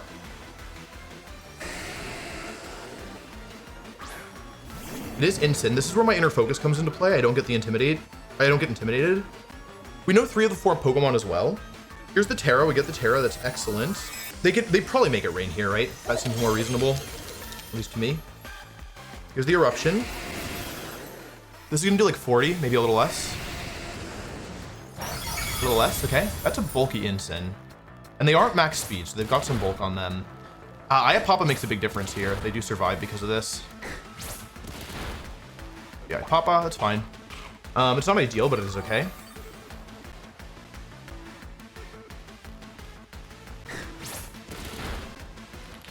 I got 5 hits. That's really good. Their Goldango's quite low now. I'm getting close to a position where like Eruption Typhlosion in the end game can be pretty good. They nasty plotted. That is a decision. That is not the move that I would have gone for there. Is this Incineroar Assault Vest, by the way? Eruption plus switch to Farig is an option. I can also Eruption and Scale Shot the Incin. Okay. That made me very nervous. I'm not out of the woods yet, though. I go for Eruption. I don't cover for Fake Out. If I hit this Scale Shot, I have a 90% chance to be in incredibly good position. If I hit this Scale Shot, my position becomes incredible. I hit. Okay, this should KO. Yeah, definitely. Probably? I think so. Got it. Okay, cool. I don't think the crit mattered. And they have Mousehold in the back. Mousehold plus 1. If it's Kilowattrel, they're screwed. I don't think we've seen this mon yet. Basque? Mousehold. Okay. So I think here, I definitely Eruption again. I think I just go Torkoal. Does that sound right? Eruption plus switch to Torkoal. There's no way they can survive this. Okay. I mean, it's not like they get... I know their item on Mousehold, so they're not Choice Scarf. I finally have the sun up. They don't protect either Pokemon. Terrafire, Eruption boost in Eruption in the sun. Have I taken a point of damage this game? I get the double KO. To me, this implies their last Pokemon is not, it's not Basculegion, by the way. I guess it could be. Oh, Lord. I did not take a single point of damage. Double Eruption. That was a pretty dominant win, I'm not gonna lie. That felt good because that was a mode that I haven't done very often. Typhlosion, Dragonite, Frigg, Torkoal, but I do think it was correct there, and we just saw the power of Typhlosion into that specifically. Like, basically that's pretty good. That's pretty good. That's pretty good. First overall, there's under an hour and a half left in the tournament now. So, I mean, this is certainly enough for top 8 in the US. This could be enough for top 4, top 2, top 1 in the US. I'm gonna keep monitoring, see if people pass me, but yeah, this is a very good performance. This is a very, very good performance, so I'm really happy with this. Okay, while I was in the shower, I was passed once again. My placement might be enough, not only for, it's certainly enough for top 8 in the US, it might be even top 1 or top 2 in the US. So it is quite risky to play again now.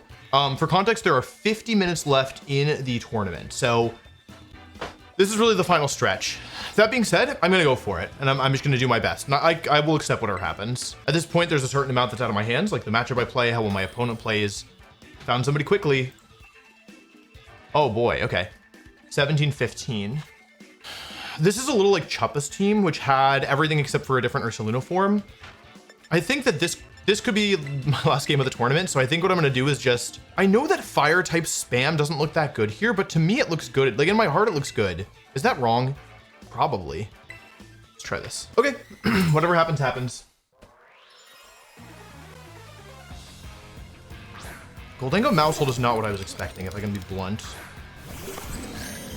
This could be like Super Fang Mousehold plus Specs Goldango, although normally this would indicate that this is an offensive. I mean, they actually are not allowed to Terra Ghost here on the Mousehold, so I can go for Fake Out Trick Room if I want. You know what I can also do is I can go for a Trick Room plus U-turn if I want, unless they go for Super Fang, but I don't think they're going to.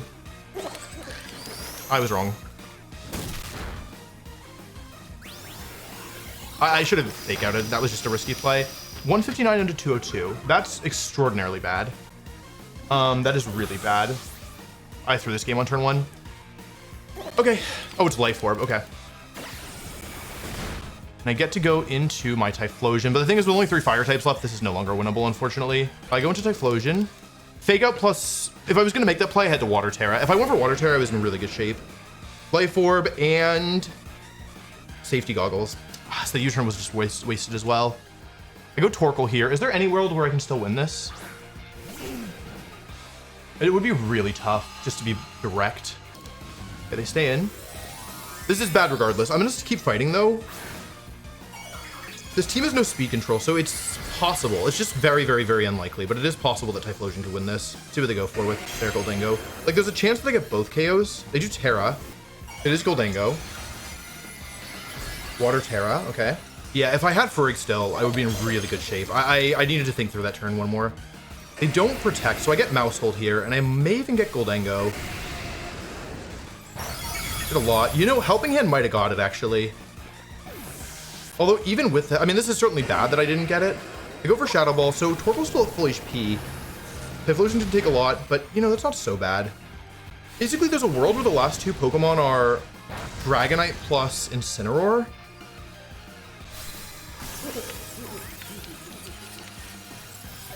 Like, okay, if it's regular Ursaluna in the back, it becomes a little more interesting. It's Dragonite. Dragonite Incin or Dragonite Basque or Dragonite Ursa? It's Incin, okay. So they don't have good ways of damaging my Torkoal is the thing. It's not over, genuinely. In fact, I think the way to win is to Erupt again, which is really surprising to say. But I think the win condition here is my Incin, not my Typhlosion. Because I don't think they ever Fake Out into my Typhlosion here. Because I need to break the multi-scale. They've already Terra'd. I go for Scale Shot into Torkoal, that's fine. This game is not over. They go for Knockoff into Torkoal as well. Okay, that's not as good. That's not as good. What I can do here is actually I can Erupt again.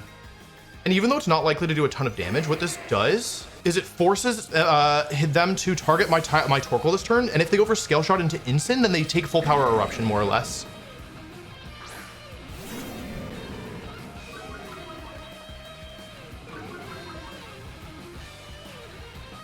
Okay, into Torkoal, that's fine, because they crit me. It's okay. It's genuinely all right. It is actually okay. 4. Okay. Let's call it even for the crit, even though I think 5 hits -1 might have done less, but that's okay. They're -1 defense now, and they also knock off the Torkoal. 99 out of 62. So this Eruption's not very strong, but that's okay. That's genuinely all right. We get Eruption off. Does nothing. That's fine. And now I can go for, let's check Sun turns left. Sun is running out. Weather Ball Ensign for sure. Knock off Dragonite. Okay, I could have doubled the Ensign, but I think this is the right play for me. They go knock off into Torkoal. Don't do enough damage though. I go for knock off with my Ensign. And I Weather Ball their Ensign. This is a 100 base power move boosted by the Sun. There's nothing. That's AV. That's AV Ensign. Hold on a second. I Weather Ball and I knock off into Dragonite. Weather Ball plus knock off. Tailwind.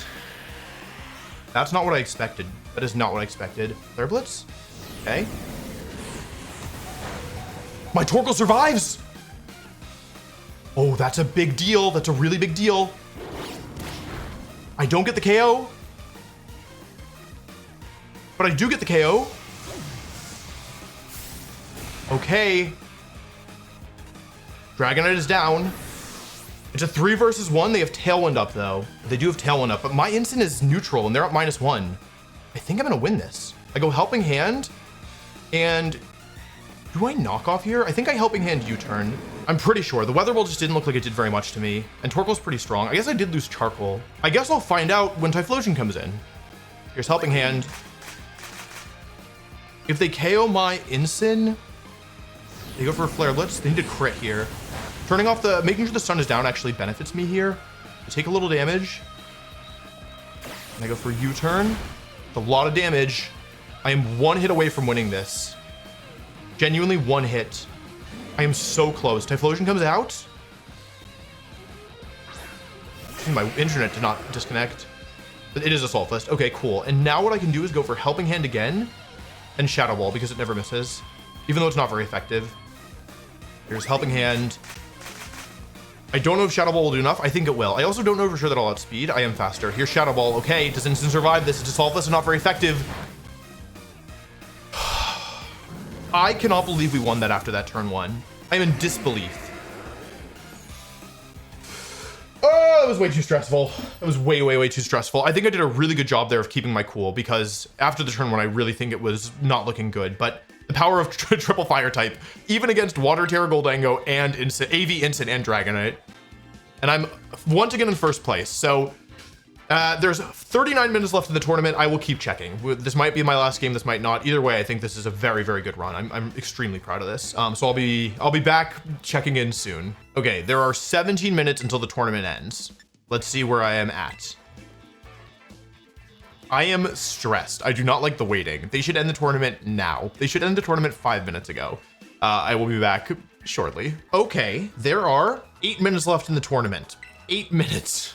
I am very stressed, but I'm still rank 1. Okay, well, fingers crossed. Okay, there are 2 minutes left until the tournament is over.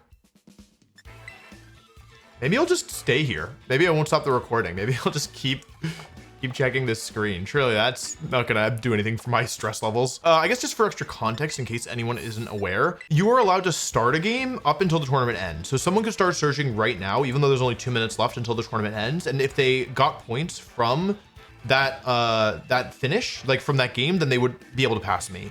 That being said, it would be a huge gamble and one that I'm not willing to take to start playing when I wasn't rank 1, or while I was rank 1, just in case someone passed me. Because the odds of someone being in second place and starting a game are, in my opinion, somewhat low. That being said, they could have started like 10, 15 minutes ago, so they could be wrapping up now. There's 1 minute left until the end of the tournament. I'm just going to be mashing. I'm in, I'm out. I don't know how far out I have to back out until it lets me. There's like we're probably seconds. We're literally seconds away from the end of the tournament. If it shows rank 2, I just have to send it. I could do something really unfortunate and be pressing these buttons so much that I accidentally play. It's 7 p.m.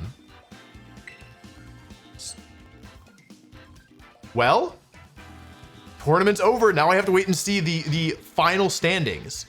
It'll take probably a little bit.